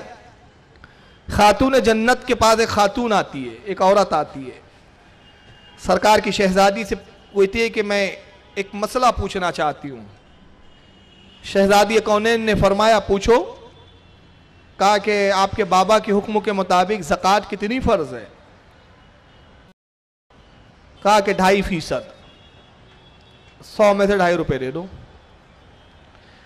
फिर कहती है कि खातून जन्नत, ए फातिमा ज़हरा, अगर आपके पास 40 ऊँट हो तो आप कितने निकालेंगी ज़कात? क्योंकि उस औरत के पास 40 ऊँट थे। तब उसने सोचा कि भाई खातून जन्नत से ऐसा पूछो ताकि मसला और वाज़े हो जाए। 2.5% में उसको समझ में नहीं आया कुछ भी कि 2.5% कैसे निकाले जाए। तो कहती है कि खातून जन्नत रसूलुल्लाह की शहजादी है, बताइए अगर आपके पास 40 ऊँट हो तो आप कितनी ज़कात निकालेंगी? फरमाया तूने मेरे ताल्लुक से पूछा है, अपने ताल्लुक से पूछती तो मसला बताती। जब मेरे ताल्लुक से पूछा है, मेरी तरफ मंसूब किया है, तो सुन, मेरे पास अगर 40 होते तो मैं 40 के 40 अल्लाह की राह में खर्च कर देती। सुभान अल्लाह, सुभान अल्लाह, बहुत क्या बात। मैं 40 के 40 दे देती। अब देखिए, इसकी मैं एक बड़ी बेहतरीन तशरीह करना चाहता हूँ। ये फातिमा ज़हरा की कौन सी मंजिल थी? मैं 40 दे देती। बाबा फरीद ने इसकी तशरीह की है। बाबा फरीद गंजे शकर के पास एक शख्स आता है, कहता है हुजूर ज़कात कितनी फ़र्ज है? का शरीयत की जानना है, तरीक़त की जानना है कि मारिफत की जानना है? जिनको हजम नहीं होता ना, वो बोलते शरीयत है, ये तरीक़त मारिफत ये कहाँ से लाए? अरे तुम्हें तो नबी की अजमत हजम नहीं हो रही, ये कहाँ से हजम होंगी? तुम्हारा हाजमा बड़ा ख़राब है, तुम्हें बरेली से हाजमोले की गोली लेना चाहिए। का कैसे? ये कौन सा मसला आपने बता दिया? पूछने वाला कह रहा है हमने आज तक एक ही ज़कात सुनी शरीयत की, आपने 3 ज़कात बता दी। शरीयत, हक, तरीक़त, मारिफत, कहाँ? हम सूफिया के नजदीक 3 ज़कातें हैं। शरीयत की ज़कात ये है, वो कहता तशरी कीजिए। कहा शरीयत की ज़कात ये है कि तेरे पास 100 रुपया हो तो 2.5 रुपया अल्लाह की राह में दे दे, गुरबा मसाकीन में तकसीम कर ले, 97.5 रुपये अपने पास रख ले। ये शरीयत की ज़कात। और तरीकत की ज़कात ये है कि 2.5 रुपया अपने पास रख, 97.5 अल्लाह की राह में दे। और मारिफत की ज़कात ये है कि कुछ भी ना रख, सब अल्लाह की राह में दे दे और अल्लाह पे तवक्कल कर। अल्लाह सुभान अल्लाह, बहुत खूब, अल्लाहु अकबर, या रसूल अल्लाह, जिंदाबाद जिंदाबाद जिंदाबाद, सुभान अल्लाह। तो शरीयत पहली मंजिल। अब शरीयत क्या है? अहकाम रसूल की पाबंदी का नाम। तरीकत क्या है कि उसमें डूब जाए बंदा। अब हाल ये हो जाए कि पहले ज़बान जिक्र करती थी, शरीयत थी, अब दिल जिक्र करने लगा, ये तरीकत है। और जब दीदार खुदा में मैं होकर फलाफिल्ला की मंजिल पर जाता है बंदा, ये मारिफत है। सुभान अल्लाह सुभान अल्लाह। खातून जन्नत मकाम मारिफत पर थी। बहुत खूब, माशाअल्लाह। 40 के 40 दे दूंगी। सुभान अल्लाह। क्यों? जब रब को पा लिया तो इन ऊँटों को रखकर क्या करूंगी? माल वो रखे जिसको दुनिया तलबी हो। मैंने तो पूरी मखलूक के पैदा करने वाले को पा लिया। और इसकी एक मिसाल ले लो, बड़ी प्यारी बात याद आ रही है। सुलेमान अलैहिस्सलाम ने एक एग्जीबिशन रखी, नुमाइश। ऐलान हुआ जिसको जो चीज चाहिए ले ले। आज मैं अपनी रियाया पे बड़ा नवाजिश करूंगा, जिसको जो चाहिए ले। एग्जीबिशन लगाई गई, कई मील तक वो एग्जीबिशन लगी हुई थी। वो एक नुमाइश लगी थी, उसमें कीमती कीमती सामान, खाने के सामान, जेवरात, कपड़े, हर चीज दुनिया की जो नेमतें उस वक्त थी सब ला के रख दी गई। शर्त 2 है। पहली शर्त यह है कि तुलुए आफ्ताब के बाद एग्जीबिशन शुरू होंगी नुमाइश, गुरूब आफ्ताब के वक्त खत्म हो जाएंगी। बस ये टाइमिंग बना हुआ है, ये लिमिट है वक्त की। और दूसरी शर्त यह कि कोई भी शख्स आए तो एक ही चीज ले सकता है, दूसरी नहीं। अब नुमाइश शुरू हुई, लोग आना शुरू हुए। कोई 6 घंटे घूमता है नुमाइश में, कोई 5 घंटे। तो उसको डर लगता है कि यार अब कितना घूमूं, थक गया। चलो जो चीज़ अपनी पसंद की उठा लो। हाथ रखता है, सिपाही खड़े हुए हैं, फौजी खड़े हुए हैं, जिस पर वो हाथ रखे वो चीज़ उसको दे दी जाती है। जा तेरी हो गई, दे दी गई वो चीज़। उस वक्त जब सूरज गुरूब होने के करीब एक ज़ईफ बुढ़िया आती है लकड़ी टेकते हुए। नुमाइश में हज़रत सुलेमान के लिए एक तख्त लगा हुआ है, ऊंची मकाम पर वहां तख्त लगा दिया गया। वहां से आप पूरी नुमाइश को मुलाहिजा फरमा रहे हैं। कुछ सीढ़ियां हैं वो तख्त तक जाने के लिए, कुछ महाफिज है जो आपकी हिफाजत के लिए खड़े हुए हैं। ज़ईफ बुढ़िया आती है, जैसी सिपाहियों ने देखा, कहा ज़ईफा बड़ी बदअक्ल है तू इतनी कमजोर, आहिस्ता आहिस्ता चलती है, पूरी नुमाइश तो घूम भी नहीं पाएंगी, सूरज गुरूब हो जाएगा। सूरज गुरूब होने का वक्त आ गया है। जल्दी आती तो कुछ चीजें देख लेती, चुनाव करती, पसंद जो आता ले लेती। अब क्या तू घूमेंगी? चल एक काम कर, जो भी करीब की चीज है उसको देख ले और ले ले। उसने कहा मुझे बताओ सुलेमान कहाँ है? सुलेमान तक ले जाओ। कहा बहुत दूर बैठे तू नहीं। कहा तुम में से कोई उठा के ले जाए, मुझे सुलेमान अलैहिस्सलाम से कुछ कहना है। सिपाहियों ने उसको उठाया, सुलेमान अलैहिस्सलाम के पास ले गए। हुजूर ये कुछ कहना चाहती है। कहा तख्त पे ले आओ। तख्त पे चढ़ा के खड़ा कर दिया गया। हज़रत सुलेमान के करीब आके खड़े होती है, कहती है हुजूर आपके मिजाज कैसे हैं? अल्लाह का करम है। कैसा चल रहा है हुजूर? अच्छा है। बीवी बच्चे कैसे? वक्त ज़ाय हो रहा है। हज़रत सुलेमान ने कहा काम की बात कर, क्यों वक्त बर्बाद करती है? ऐ ज़ईफ़ा, हर शख्स, हर फर्द इस नुमाइश में इस गरज से आया कि कुछ कीमती चीज हासिल कर ले। अफसोस तू गुफ्तगू में वक्त ज़ाय कर रही है। देख सूरज गुरूब होने के करीब है, बस उसकी आखिरी किरणें नजर आ रही है। अन करीब सूरज छुप जाएगा, नुमाइश खत्म हो जाएंगी, तू महरूम रह जाएंगी। ले ले कोई चीज। वो कहती है हजरत जाने दीजिए, मुझे इसकी जरूरत नहीं है। गुफ्तगू करते रही, सूरज गुरूब बस करीब था, आखिरी किरण थी। उसने क्या किया? हजरत सुलेमान के कांधे पे हाथ रख दिया। सिपाही ने आवाज लगाई सूरज गुरूब। हज़रत सुलेमान ने कहा ज़ईफ़ा अफसोस तू कुछ हासिल ना करी। कहा हजरत मैं सब कुछ हासिल कर चुकी हूँ। सुभान अल्लाह सुभान अल्लाह। कहा क्या मतलब, आपके कांधे पर मेरा हाथ कब से, सूरज गुरूब होने के पहले से के बाद से? कहा पहले से। कहा आपने ऐलान किया नुमाइश में जो जिस चीज पर हाथ रखे वो उसका, इस नुमाइश में आप भी मौजूद है, मैंने आप पर हाथ रखा, आप मेरे हो गए। ये बेवकूफ थे जो दुनिया की लालच में दुनिया की चीजें और असबाब ढूंढ रहे थे, मैंने दुनिया के मालिक को इख्तियार कर लिया। नारे इसको लिया सब मिल गया। नारे रिसालत, मसलके आला हजरत, उलमाए अहले सुन्नत। सुभान अल्लाह सुभान अल्लाह। यही खातून जन्नत का मकाम था। मैंने रब को पा लिया है। जब रब को पा लिया तो जन्नत भी रब की है। तो रब ने कहा फातिमा तूने मुझे इख्तियार कर लिया, अब जन्नत की खवातीन का मालिक मैंने तुझे बना दिया। सुभान अल्लाह सुभान अल्लाह। और तूने मुझे ऐसा राजी किया कि तू औरत है, तेरी फितरत औरत होना है, तो तुझे औरतों की जन्नत का, जन्नती औरतों का सरदार, और तुझसे ऐसा राजी कि जो तेरी औलाद हसन और हुसैन है उनको जन्नती नौजवानों का सरदार बना। जाओ जितनी नेमतें हैं सबके मालिक तुम, क्योंकि तुमने मालिक के नेमत को इख्तियार कर लिया।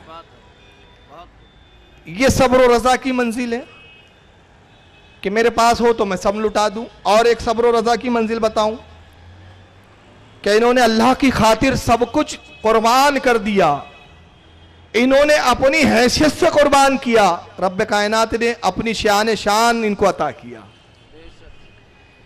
एक खातून आती है इमाम हज़रत खातून जन्नत रदी अल्लाह ताला अन्हा की खिदमत में। उसका एक बच्चा है, लिबास बोसीदा हो चुका है, फट चुका है जगह जगह से।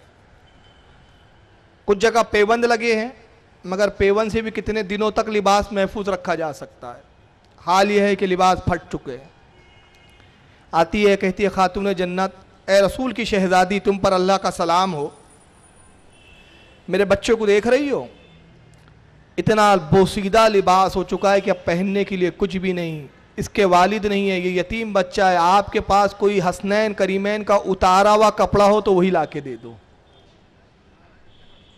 मैं कहता हूँ वो उतारा हुआ भी मिल जाता था ना उसको पुराना, तो उसकी किस्मत का क्या कहना, क्योंकि पुराने लिबास की बड़ी अहमियत होती है। हम बुजुर्गों के छुए हुए पहने हुए लिबास को तबर्रुक क्यों समझते हैं मालूम है? जुनैद बगदादी जा रहे हैं, सूफी है, गौसे आजम के पीर है, दादा पीर है, पहाड़ी पे चढ़ रहे हैं, लिबास फटा हुआ है, पेवन ज़दा है, पहाड़ी पे चढ़ के बैठे, हाथ बुलंद किया, सजदा किया, फिर सर उठाया, हाथ बुलंद किया, मालिक के कायनात आज तक तेरे सिवा किसी से नहीं मांगा, रब्बे कदीर मेरा लिबास बोसीदा हो गया है, फट गया है, अपनी बारगाह से एक लिबास नया अता फरमा दे। आसमान से थाल उतर रहा है, लिबास जन्नत का नया है। हज़रत जुनैद बगदादी ने उस पुराने लिबास को उतारा, नए लिबास को ज़ेबे तन किया, तभी पीछे से एक आवाज़ आती, हुजूर ये पुराना मुझे दे दीजिए। पलट के देखा तो एक साहब खड़े हुए। कहा मियां कौन? कहा हुजूर जब आप दुआ कर रहे थे ना तो मैं आमीन कह रहा था, आपकी दुआ में मैं भी शामिल हूं। कहा क्या करोगे? अय अजीज जब ये मेरे पहनने के लायक नहीं तो तेरे पहनने के क्या लायक? कहा हुजूर पहनने के लिए नहीं बल्कि औलादों को वसीयत करूंगा, जब मर जाऊं तो इसी में कफन देना। कहा इस लिबास में ऐसी क्या खूबी जो तू अपना कफन बनाना चाहता है? कहा हुजूर जिस लिबास को पहनकर आपने दुआ की, अल्लाह ने दुआ कबूल की, अगर ये लिबास बारगाह रब्बुल इज्जत में ये सौफ का लिबास मकबूल ना होता तो जन्नत के जोड़े ना उतरते। ये लिबास मकबूल बारगाह है, जिसको पहनकर आप दुआ करते हैं तो जन्नत के लिबास आते हैं। मुझे उम्मीद है कि इस लिबास में कफन दिया जाऊंगा तो मुझ पर भी जन्नत के लिबास उतरना शुरू हो जाएंगे। सुभान अल्लाह सुभान अल्लाह। अल आमाल बिन्निया, अमल का मदार नियत पर है। चलो जुनैद बगदादी हजम नहीं होंगे, खुदा की कसम इन गैर मुकल्लिदों का जो है ना हजम कराना मेरा ही काम है। बुखारी शरीफ खोलो, बे इश्क मोहम्मद पढ़ते हो तुम बुखारी, आता है बुखार तुमको बुखारी नहीं आती। साइल इब्न साद रदी अल्लाह ताला साहबी रसूल कहते हैं कि एक खातून आती है, एक बुढ़िया आती है और अल्लाह के नबी की खिदमत में हाजिर होकर अर्ज करती है, या रसूलल्लाह मैंने अपने हाथों से एक बेहतरीन जुब्बा सिया है, तैयार किया है, मुझे बड़ी खुशी होगी आका कि आप उस मेरे जुब्बे को कबूल कर लें और उसको ज़ेब तन फरमाएं। सहल इब्न साद कहते हैं कि उसने एक सुर्ख रंग का जुब्बा था जिस पर कुछ धारियां बनी हुई थी, नक्काशी का कुछ काम था, फिर फूल बेल बूटे उस पर, हमारे क्या बोलते हैं उसको, कौन सा काम बोलते हैं भाई उसको, जरी का काम बोल लीजिए। सरकार ने इसको कबूल किया। कहती है या रसूल अल्लाह अगर इसको आप मेरे सामने पहन कर तशरीफ लाएं तो मुझे बड़ी खुशी होगी। सरकार हुजरे मुबारक में तशरीफ ले गए। वापस जब आए, सहल इब्न साद कहते बुखारी की हदीस, कसम खुदा की वो लिबास रसूल पे इतना जच रहा था, इतना जच रहा था, जब हुजरे से आप तशरीफ लाए तो मालूम हो 14वीं रात का चांद नमूदार हो रहा है, इतने हसीन नजर आ रहे थे सरकार। खुद भी सरकार उस लिबास को देख के खुश हो रहे हैं। तब एक सहाबी बढ़ते अर्ज करते या रसूल अल्लाह ये लिबास मुझे दे दीजिए। सरकार की बारगाह में ला नहीं था। उसी वक्त अल्लाह के रसूल ने लिबास को उतारा, उस जुब्बे को उतारा, उस सहाबी को दे दिया। सहल इब्न साद कहते हैं कि साहबा ने लान तान किया, कहा सहाबी अफसोस, रसूलुल्लाह के पास वैसे ही कम लिबास है और ये अभी नया लिबास था, सरकार को पहने हुए कुछ ही देर गुजरी थी, तुमने से मांग लिया, ऐ काश तुम ना मांगते। रसूलुल्लाह ला नहीं कहते, नहीं किसी को नहीं फरमाते, तुम ना मांगते। तो सहाबी कहते हैं लोगों तुम क्या ये समझते हो मैंने इसे पहनने के लिए लिया? कसम खुदा की मैंने इसको पहनने के लिए नहीं लिया, बल्कि अपनी औलादों को नसीहत करूंगा और वसीयत करके जाऊंगा कि जब मैं मर जाऊं तो इसी रसूल के जुब्बे में मुझे कफन दिया जाए। सुभान अल्लाह, सुभान अल्लाह। बेशक ये बुखारी में हदीस है, पता नहीं इनको क्यों नहीं मिलती। तो लिबास बुजुर्गों के बड़े कीमती होते हैं। अगर खातून जन्नत हसनैन का कोई पुराना ही दे देती, मगर खातून जन्नत की सकावत देखे, सब्र और रजा की मंजिल। आप हुजरे में आती हैं और क्या करती है, इमाम हुसैन बिस्तर पे सो रहे थे, उनको उठाती है और उनका बेहतरीन नया लिबास था जो नाना ने भेजा था उसको उतारती है और खातून के बेटे को दे दिया और उसका पुराना फटा हुआ लिबास उतारती है और वह इमाम हसन को पहना देती है। सुभान अल्लाह, सुभान अल्लाह। मगर इस कुर्बानी में ईसार था, सखावत की इंतहा थी। चाहती तो पुराना लिबास भी दे सकती थी, मगर इमाम हसन का पहना हुआ नया लिबास दिया। फौरन जिब्रील हाजिर होते हैं, साथ में अल्लाह के रसूल भी, एक थाल है, तश्त है। और आने के बाद हवाला भी सुन लें, अल्लामा मोहम्मद जाफर रहमत और रिजवान बहुत बड़े आलिम गुजरे, तस्करतुल वाइजीन बाब नंबर 64 और सफ़ा नंबर 175 पर इस रिवायत को उन्होंने नकल किया। अल्लामा इमाम मोहम्मद जाफर रहमत और रिजवान रहमतुल्लाह ताला अलैह ये नकल करते हैं कि सरकार जिब्रील के साथ तशरीफ लाते हैं और कहते हैं ऐ फातिमा तुझ पर अल्लाह की सलामतियां हो, अल्लाह की बारगाह में हसनैन हुसैन का हसन का तूने जो लिबास दिया परवरदिगार ने इसको कबूल फरमा लिया और हसन के लिए जन्नत का लिबास लाया गया। सुभान अल्लाह, सुभान अल्लाह। अब उस लिबास की खुसूसियात क्या थी पता है आपको? अल्लामा मोहम्मद जाफर रहमतुल्लाह ताला अलैह फरमाते हैं कि जब इमाम हसन ने उस लिबास को पहनते थे, जब चाहते उतारते फिर पहनते, जैसे जैसे इमाम हसन की उम्र बढ़ती जाती थी लिबास भी बढ़ता जाता था। सुभान अल्लाह, सुभान हत्ता कि आप जवान हुए तो लिबास आपकी पैमाइश पर पूरा उतरता था, क्योंकि वो जन्नत का लिबास था। तो ये मंजिल कौन सी थी? ईसार की मंजिल, कुर्बानी की मंजिल, सब्र और रजा की मंजिल। बेशक, बेशक। फिर एक मंजिल इख्तियार की आती है। अब इख्तियार की मंजिल बताऊं, एक हबशी गुलाम है, चोरी कर ली उसने, और दौर है मौला कायनात अली मुर्तज़ा रज़ियल्लाहु ताला अन्हु के दौर खिलाफत का। खिलाफत तख्त खिलाफत पर जलवागर है हज़रत अली रज़ियल्लाहु ताला। चोर को लाया गया, मुकदमा कायम हुआ, मुकदमा चला, हबशी गुलाम पर चोरी का इल्जाम साबित हो गया। आपने फरमाया इसके हाथ काट दो। चोर की सजा इस्लाम में हाथ काटना है, हाथ कट गए, हाथ कटे हुए हैं, खून जारी हुआ, पट्टी वट्टी बांध दी गई। अब वो जा रहा है, रास्ते में सलमान फारसी मिलते हैं। देखिए मोहब्बत कितना बड़ा इनाम है। मोहब्बत जिसे होती है वही दुरूद सलाम पढ़ता है, और जिसे दुश्मनी होती है ना वही दुरूद सलाम से चिढ़ता है। और एक मशहूर बात है ना, आप सलाम किसको करते हैं भाई? नहीं समझे आप? जिससे मोहब्बत और ताल्लुक होता है। सलाम बन कब होता है? जब दुश्मनी होती है। इनका सलाम बन है मतलब नबी से दुश्मनी है। क्या बात है, बहुत माशाअल्लाह। हमारा सलाम चालू है इसलिए कि नबी से मोहब्बत है, मोहब्बत है, दुश्मनी नहीं हुई है। बात समझ में आ रही है क्या? नहीं, सीधे सीधे तो बात कर रहा हूं मैं।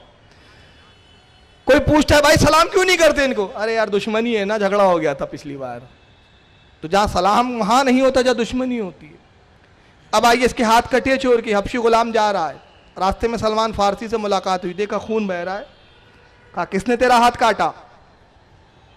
देखिए किस जुमले में कहता है, एक जुमले में उसने कह देना चाहिए था अली ने काटा,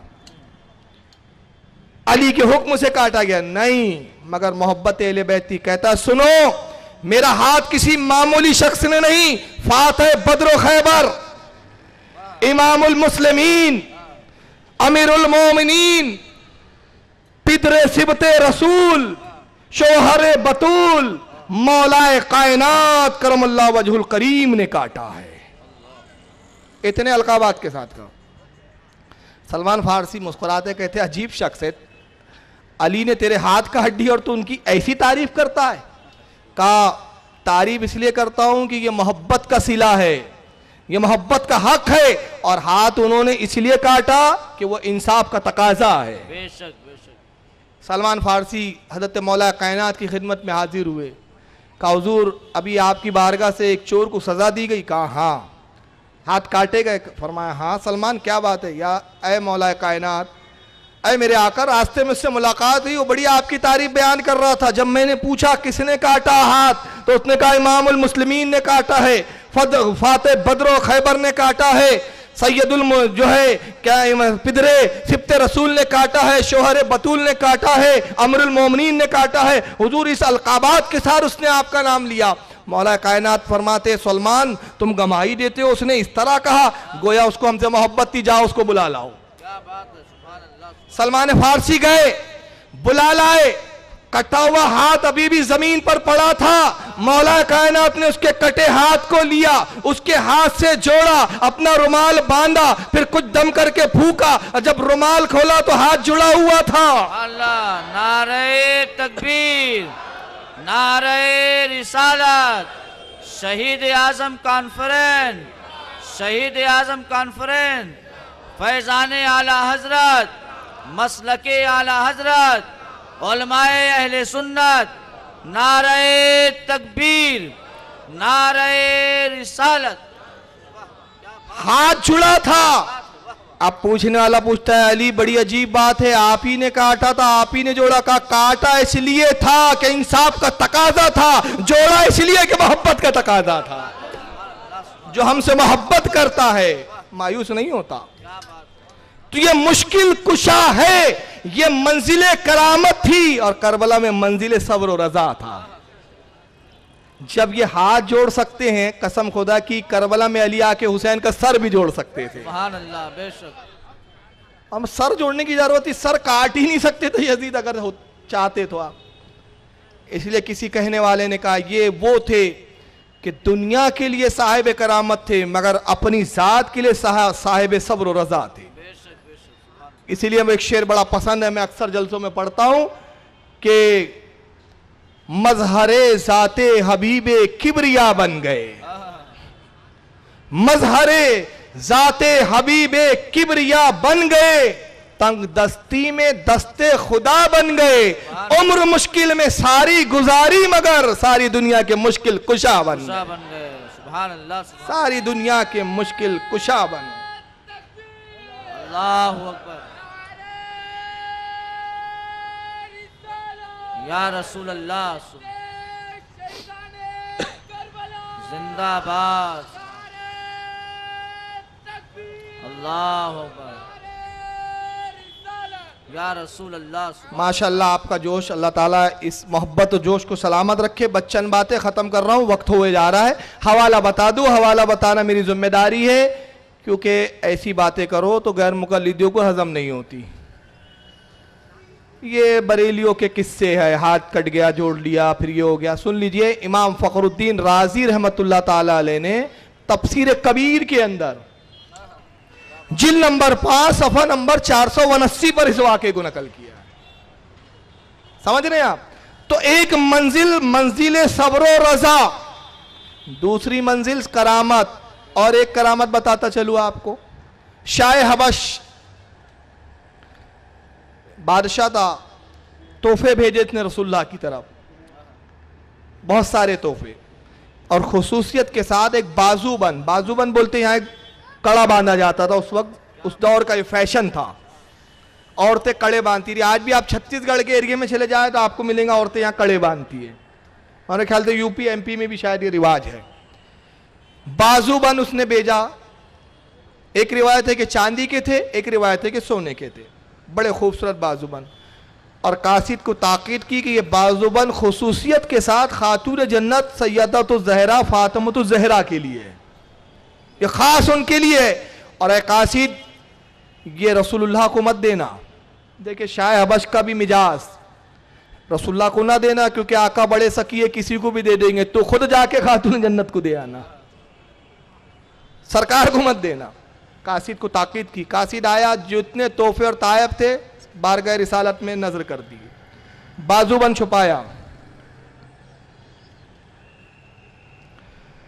बाजूबंद चले चले माशाअल्लाह दुरूद शरीफ पढ़े। अल्लाहुम्मा सल्ली अला सय्यदना मौलाना मुहम्मदिन अदद मा फिल मिल्लाहि सलातम दाइमतम बिदवामिन मलिकिल्लाहि सल्लल्लाहु अलैहि वसल्लम। बाजूबंद खातून जन्नत के पास लेकर हाजिर हुआ। कासिद नजर करता है, खातून जन्नत ने देखा बड़े खूबसूरत बाजू है, बाजूबंद है, अपने बाजुओं पे लगा लिया।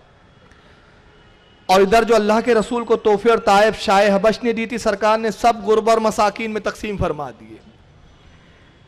अपनी शहजादी से मुलाकात की गरज से आका तशरीफ लाते हैं, हुजरे अक़दस के करीब आए, आवाज दी, ऐ अहले बैते नबुव्वत तुम पर अल्लाह का सलाम हो। खातून जन्नत की आवाज आती है, बाबा जान तशरीफ ले आए। सरकार अंदर गए, जैसे ही निगाह बाजू बंद पर पड़ी, अल्लाह के नबी वैसे ही उल्टे दूसरे कदम चले जाते। खातून जन्नत ने रोकना चाहा, बाबा जान रुकिए, तो फरमाया बेटी नहीं, मुझे जाने दो। नबुवत की मिजाज शना थी, मिजाज नबुवत मालूम था खातून जन्नत को, इसलिए कि जिस घर में पैदा हुई थी वहां नबुवत को भी देखा था, इमामत को भी देखा था। जन्नत की खातून का वो घर है कि जिस घर में जिब्रील आते थे, कुरान यहाँ आया है, नबुवत यहाँ आई है, इमामत यहाँ है, सयादत यहाँ है, असालत यहाँ है, नयाबत यहाँ है, तरीका शरीयत मार्फत सब कुछ तो यहाँ है, बल्कि जन्नत यहाँ है, जन्नत यहाँ है। और जहां ये चले जाए वो जगह जन्नत हो जाए। जन्नत इनकी मुश्ताक है, ये जन्नत के तलबगार नहीं है। सरकार तो चले गए, आप समझ गई कि बाबा नाराज हो गए। आप हुजरे आयशा में तशरीफ लाए, बैठे, कुछ देर के बाद एक शोर की आवाज सुनते हैं। हज़रत उम्मुल मोमिनीन आयशा सिद्दीका रज़ियल्लाहु ताला अन्हा से आपने फरमाया, आयशा ये शोर कैसा है? कहा या रसूलल्लाह रुकिए मैं मालूम करती हूँ। पर्दा किया, अपने जिस्म को छुपाया, चेहरे को छुपाया, और उसके बाद बाहर निकली। देखा ये शोर क्यों, देखा भीड़ लगी है। जब पूरे हालात का जायजा लिया, मालूम किया, वापस अंदर हाजिर होती है, अर्ज करती है या रसूलुल्लाह आपकी शहजादी फातिमा के घर पर भीड़ है। और मैंने मालूम किया तो मालूम यह हुआ कि खातून जन्नत ने, फातिमा ने, शहजादी ने उस बाजूबंद को बेच दिया, बिकवाया। बाजार से जो पैसे आए हैं, ऐलान हुआ जो जरूरतमंद है आए और ये माल ले जाए।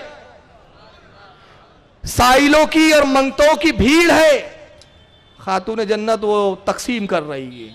रसूलुल्लाह खुश हो गए, आप उठे, चादर मुबारक को लिया, सर पे डाला, खातून जन्नत के हुजरे के करीब तशरीफ लाए। जब तक साइल ले जा चुके थे, आने के बाद जब हुजरे में दाखिल हुए, हज़रत खातून जन्नत रो रही थी और रोते रोते आंखें सुर्ख हो गई थी। नबी ने जब अपनी बेटी को देखा, कहा साहबजादी क्यों रो रही हो? अर्ज करती है या रसूलल्लाह मेरे लिए वाकई रोने का मकाम है, और रोने का इसलिए मकाम है बाबा जान कि जिस मुझे अपने आप पर अफसोस है कि मैंने वो काम किया ही क्यों जो आपकी नाराजगी का सबब बना। ऐ काश ये बाजूबंद शाह हबश ना भेजते, ऐ काश ये बाजूबंद मैं ना पहनती, ऐ काश आप मुझसे नाराज ना होते, ऐ काश आप मेरे घर से रूठ कर ना जाते। इरशाद फरमाया, बेटी तुमने मेरे मिजाज को समझ लिया। ऐ मेरी साहबजादी सुनो, अगर मैं चाहूं तो ये पहाड़ सोने के बनकर मेरे साथ चले, मैं चाहूं तो इस जमीन को सोना बना दूं, मगर बेटी हमें यहां सादा जिंदगी गुजारनी है। अल्लाह ने जो नेमतें हमें दी है वो दूसरों के लिए है, इसलिए कि हमें गुनाहगारों की शफाअत करनी है। हम यहां सब्र और रजा की मंजिलों से गुजरेंगे तो वहां मकाम करामत अता होगा। और वो मकामत करामत क्या होगा जो अव्वलीन और आखिरीन में किसी को ना मिलेगा। वो मकाम ये होगा, हर कोई कह रहा होगा नफसी नफसी नफसी नफसी नफसी नफसू नफसी नफसी इज़्हबू इला गैरी, जाओ किसी और के पास, जाओ किसी और के पास। नफसी नफसी हमें अपनी पड़ी है। आदम कह रहे नफसी नफसी मुझे अपनी पड़ी है, अरे मुझे तो अपना देखना है। नफसी नफसी इज़्हबू इला गैरी, मगर हमारा मकाम करामत क्या होगा? इज़्हबू इला गैरी नहीं, अना लहा अना लहा अना लहा। सुभान अल्लाह, सुभान। मैं ही हूं इस काम के लिए, मैं ही हूं इस काम के लिए। और खातून जन्नत ऐसी गुजरेंगी कयामत के दिन, सरकार फरमाते 70,000 हूरें होंगी जो मेरी बेटी फातिमा को घेरे हुए होगी, उनके झुरमुट में होंगी, और निदा होंगी, ए अहले महशर अपनी निगाहों को झुका लो कि कौनैन की शहजादी पुलसराज से गुजर रही है। और ऐसे गुजरेंगी शहजादी जैसे बिजली कौन के गुजर जाती है। यह मकाम करामात है। अब एक आखिरी बात कि इख्तियार कहाँ होता है और इख्तियार कहाँ ख़त्म होता है। ख़त्म तो नहीं होता, कहाँ सब्र ख़त्म होता है और कहाँ इख्तियार। कब इख्तियार दिखाया जाता है और कब सब्र की मंजिल को छोड़ा जाता है। सब्र रज़ा की एक मंजिल, करामत एक मंजिल। मौला कायनात रज़ियल्लाहु ताला अन्हु कुछ दिन से भूखे हैं, और यह वाक़या मक्का का है। अब इस्लाम आए हुए कुछ ही अरसा हुआ है, सरकार ने ऐलान नबुव्वत किया है भी कुछ अरसा ही हुआ है, कुछ साल गुजरे हैं भी। हज़रत अली भूखे थे, अबू जहल को पता चल गया किसी तरीके से, मालूम हुआ कि साहब अली भूखे हैं कुछ दिन से। अपने दोस्तों में बैठा हुआ है, उदबा है, शैबा है, वलीद बिन मुगीरा है, अबू सुफियान है, और भी दिगर लोग बैठे हुए कुफ़ार और मुशरिकीन। प्लान बन रहा है कि देखो मालूम हुआ है अली भूखे हैं, अगर अली आ जाए तो हम अली को कुछ सताएंगे, कुछ तंस करेंगे, कुछ तान करेंगे और उसका मज़ा लेंगे। इत्तेफाक की बात कि हज़रत अली का गुज़र हो गया। फिर इत्तेफाक बाला इत्तेफाक। दूसरा इत्तेफाक ये होता है कि एक साइल मांगने वाला आता है, हज़रत अली के खिदमत में हुआ, हाजिर हुआ, कहता है अल्लाह के नाम पे कुछ अता करो। हज़रत अली ने फरमाया सब्र कर, ऐ साइल अगर कुछ होता तो ज़रूर दे देता, मैं तो खुद 3 दिन से फाके से हूँ। यह है मंजिल सब्र व रज़ा। फाके से हूँ, यह मंजिल सब्र है। अबू जहल ने जैसे जुमले सुने कि साइल को कहा माफ करो, तान करता है, तंस करता है, कहता है अली देखा मोहम्मद के दीन का हाल, मोहम्मद के दीन ने, मोहम्मद के रब ने तुम्हें क्या दिया, क्या अता किया। तुम लातो हुबल के पास आते तो हमारे लातो हुबल खुशहाली देते हैं, माल देते हैं, असबाब देते हैं, सामान और आयशो आराम देते हैं, और हाल ये है तुम्हारा कि मोहम्मद का दीन जब से कबूल किया है तुमने, तुम्हें मोहम्मद के दीन में मुफलिसी के सिवा क्या मिला है, फाका कशी के सिवा क्या मिला है। जब ये उसने तंस किया तो सारे कुफार हंसने लगे, सब कहकहे लगाते हैं। जब ये हंसने लगते हैं तो हज़रत अली को जलाल आता है। अभी तक सब्र रज़ा की मंजिल पर थे, अब देखा बात इज्जत पर आ गई है, नामूस रिसालत पर आ गई है, इस्लाम की हक्कानियत पर आ गई है। अब मकाम करामत दिखाने का। साहिल को आवाज दी, साहिल करीब आ। साहिल जा रहा था, आवाज दी, लौट आता है, फरमाया अपना हाथ खोल। साहिल ने हाथ खोला, आपने उसके हाथ में थूक दिया, अपना लुआब डाल दिया, हाथ में लुआब गया। साहिल से फरमाते हैं अपने हाथ को बंद कर, अपने हाथ की मुट्ठी बना। उसने मुट्ठी बनाई, हाथ बंद किया, फरमाया खोल। और जब खोला तो क्या देखते हैं, वो थूक नहीं है बल्कि सोने का सिक्का है। सुभान अल्लाह, सुभान अल्लाह। और उसके बाद अबू जहल की तरफ देखकर मुखातिबों के फरमाया, अबू जहल सुन, कसम रब्बे कायनात की, मोहम्मद की गुलामी ने मुझे वो मकाम दिया है कि मैं थूक दूं तो सोना बना दूं, मगर मैं रब की रजा पर राजी हूं। नारे तकबीर, नारे रिसालत, मसलके आला हजरत। सुभान अल्लाह, सुभान अल्लाह। तो रब की रजा, और ये काम रजा इलाही के लिए करते थे। करबला में इमाम हुसैन ने देखा, करामत दिखाऊंगा, साहिब करामत कहलाऊंगा, शहादत पाऊंगा, रजा इलाही का हुसूल हो जाएगा, शहीद आजम कहलाऊंगा। और अगर इमाम हुसैन, देखिए एक बात बता रहा हूं, बड़ी प्यारी बात जहन में आ रही है, अगर इमाम अली मकाम करबला में करामत दिखा देते, अपने बच्चों को बचा लेते, अपने खानदान को बचा लेते, लेकिन इस्लाम तो खत्म हो जाता, होता ना, यजीद की बादशाहत कायम हो जाती। सनद यह बनती कि इमाम ने कंप्रोमाइज किया, अगर यजीद को अपनी करामत से खत्म कर देते जालिम कहलाते, कहते देखो इख्तियार था, यजीद को मार डाला। हो सकता है जब इतना पापी होने के बाद उसको आबिद और जाहिद बता रहे हैं लोग, तो उसके बाद क्या होता, तसव्वुर करें आप, उसका किरदार आया है, उसका किरदार बरहेना है, उसके बाद लोग कहते हैं नेक था, आबिद था, जाहिद था, जन्नती है, हक पर था। तो अगर हजरत इमाम हुसैन करामत से उसको मार देते, उसके हक में दुआएं हलाकत करते, वो मरता, तबाह होता, दुनिया कहती हुसैन ने अपने इख्तियार का गलत इस्तेमाल किया, यजीद तो बड़ा अच्छा था, बड़ा नेक था, ऐसे नेक को तख्त से हटाने के लिए, हुकूमत की लालच के लिए, तख्त पाने के लिए हुसैन ने करामत का सहारा लिया। तो इमाम अली मकाम ने देखा कि करामत दिखा सकता हूं मगर दिखाऊंगा नहीं, इसलिए कि करामत दिखाऊंगा तो खानदान बचेगा, मगर खानदान कुर्बान करूंगा तो इस्लाम बचेगा। सुभान अल्लाह, सुभान अल्लाह। और आज मौका इस्लाम बचाने का है, सनद ये कायम करनी है, कट जाओ मगर ना हक के सामने मत झुको, खत्म हो जाओ मगर ना हक को कभी पनपने मत दो। ये सनद कायम की इमाम अली मकाम ने। एक बड़ी प्यारी बात याद आ रही, हमारे अजीज दोस्त, मुझे नाम याद नहीं आ रहा है इनका, सामने ही बैठे माशाल्लाह, बैठे हुए थे अभी, देखिए इसी जिम्न में मैं अर्ज करता हूं, एक मरतबा नागपुर के अंदर एक कॉन्फ्रेंस थी, मीडिया कॉन्फ्रेंस थी, वो बहुत सारे मीडिया के लोग बैठे हुए थे, उसमें मैं भी शरीक था। मौजू था आतंकवाद, उस वक्त बड़े बम कांड चल रहे थे उस वक्त, आतंकवाद और जिहाद, जिहाद के नाम पर जो अभी गलत मैसेज दिए गए हैं और जिहाद के नाम पर जो लोगों को गुमराह किया है कुछ जमातों ने, इससे यकीनन सिर्फ इस्लाम बदनाम हुआ है, इस्लाम का रत्ती बराबर फायदा नहीं हुआ, जबकि इस्लाम और आतंकवाद ये इसका कोई दूर का वास्ता भी नहीं है। इस्लाम के मायने ही होते सलामती, जिसका नाम ही सलामती हो वो आतंकवाद की और दहशतगर्दी की कैसे बात कर सकता है वो मजहब। बल्कि मैं तो ये कहता हूं कि जो मजहब अपने मुर्दे को जलाना पसंद ना करे, वो जिंदा इंसानों को जलाना कैसे पसंद करे। अल्लाह, सुभान अल्लाह, बहुत खूब माशाअल्लाह। और हमारा मजहब हमें वतन की मोहब्बत और वफादारी सिखाता है, इस पर भी मैं कहता हूं हमारी मोहब्बत का तो यह हाल है, मर के भी हम धरती नहीं छोड़ते। क्या बात है, बहुत पैदा इस जमीन में होते, इसी जमीन में मिल जाते हैं, और इस जमीन से हमें मोहब्बत है, हिंदुस्तान से मोहब्बत है। क्यों मोहब्बत है? इसलिए कि ख्वाजा ने इसको पसंद किया है। सुभान अल्लाह, सुभान अल्लाह। हिंदुस्तान को ख्वाजा ने पसंद किया, और ख्वाजा ने ही नहीं बल्कि रसूलुल्लाह ने पसंद किया। आप कहेंगे हदीस तो नहीं है, मैं कहूंगा हदीस है, आपको मालूम नहीं है।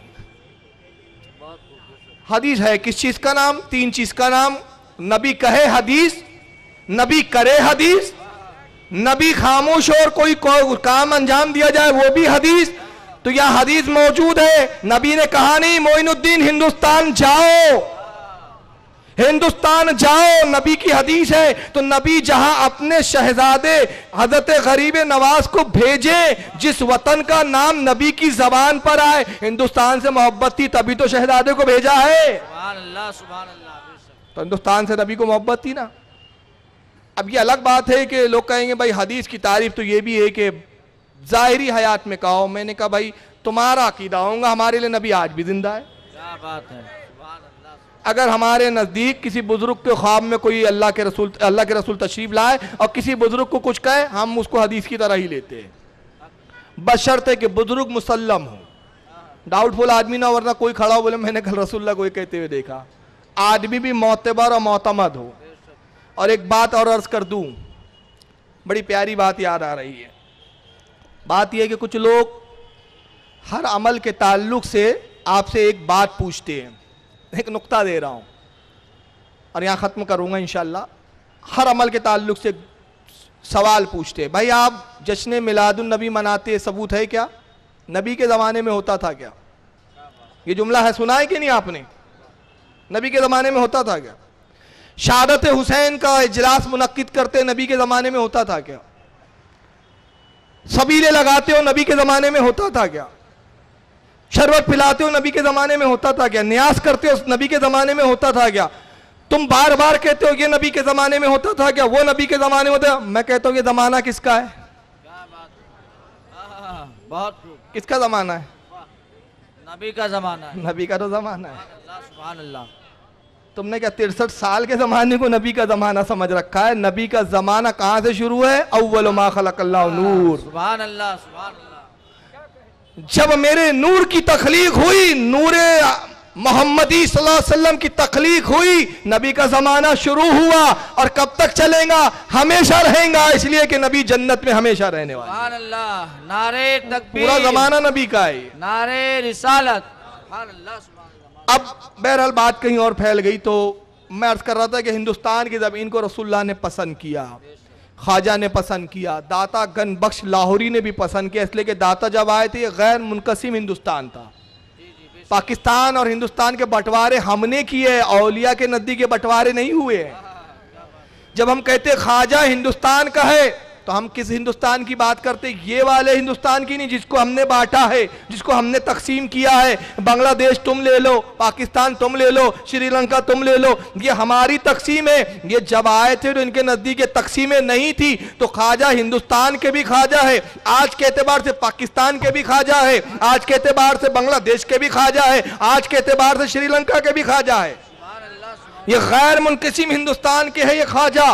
तो हिंदुस्तान से ख्वाजा को भी मोहब्बत, दाता गन बख्श को भी मोहब्बत, बाबा फरीद को भी मोहब्बत, सबको मोहब्बत। तो जिस मुल्क से हम मोहब्बत करें वहां पर हम आतंकवाद कर नहीं सकते। हम तो वो है कि नबी की तुफैल हमें तौफीक दी अल्लाह ने कि नबी की औलादों में, नबी के औलिया में जो चीज उनकी मज़ारों से मस हो जाती है वो चीज भी हमारे लिए लायक ताज़ीम हो जाती है। जब हम उनकी मस की हुई चीजों की ताजीम करते हैं तो जिस जमीन पर वो चले फिरे हो वहां बम कैसे डाल सकते हैं? हमारा नहीं है। ये वही लोग कर रहे हैं, मैं खुले तौर पे कहूं, जिनका इन औलिया से कोई ताल्लुक ही नहीं है, क्योंकि हम सूफियत के मानने वाले हैं। वहां एक सवाल हुआ मुझसे मीडिया से कि रिपोर्टर पूछता है कि आतंकवाद और जिहाद में क्या फर्क है। जुमला सुनिए, क्या आपका सवाल हो रहा है? आतंकवाद और जिहाद में क्या फर्क है? जी खत्म करना है बस, या आखिरी बात बोल के खत्म कर रहा हूं। तो मैंने कहा, मैंने एक लाइन में मुख्तसर जवाब दिया। मैंने कहा सुनिए, जिहाद और आतंकवाद में क्या फ़र्क है। नबी पाक सल्लल्लाहु अलैहि वसल्लम के एक दामाद है, मैंने कहा हज़रत अली, एक जालिम से वो लड़ रहे थे जो लोगों पे जुल्म करता था, पहलवान था, अपनी ताकत के घमंड में लोगों को सताता था। अली लड़ रहे हैं, लड़ते लड़ते उसको पटका, उसके सीने पर सवार हुए, तलवार निकाली, उस जालिम को अभी कत्ल करना ही चाहते थे कि उसने नफरत और गुस्से में थूक दिया। जब हज़रत अली के चेहरे पे थूका तो हज़रत अली उड़ गए। वो पहलवान बड़ा मुताज्जिब हुआ, कहता है ऐ अली, आप चाहते तो कत्ल कर सकते थे और मैं तो यकीन कर बैठा था कि अब मेरी मौत वाक़ई होने वाली है, मगर आप उड़ गए, आखिर वजह क्या है? तो अली ने फरमाया सुनो, जब मैं तुझे कत्ल कर रहा था तो अल्लाह की रज़ा के लिए कर रहा था। नियत ये थी कि तेरे जुल्म से लोगों को आज़ाद करवाऊं। जब तूने थूका तो अब मेरा गुस्सा उसमें शामिल हो गया, तब वो अल्लाह के लिए नहीं था। मैंने कहा जब तक अली उसके सीने पर थे, लड़ रहे थे, गिराया, कत्ल करना चाहते थे, ये जिहाद था। जब थूका तो उसके बाद अगर कत्ल करते तो जिहाद ना होता, आतंकवाद हो जाता। तो जहां गुस्सा शामिल हो जाता है उसे आतंकवाद कहते हैं, और जहां रब की रजा होती है उसको जिहाद कहते हैं। तो हुसैन ने जिहाद किया क्योंकि उसमें उनका गुस्सा नहीं था। नबी पाक सल्लल्लाहु अलैहि वसल्लम की उम्मत को यजीद जैसे जालिम से छुड़ाना मकसूद था। अल्लाह ताला से दुआ है कि मालिक कायनात हमें हमारी कौम मुस्लिम को समझने की तौफीक अता फरमाए और अहले बैत नबुव्वत का मुहिब बनाए।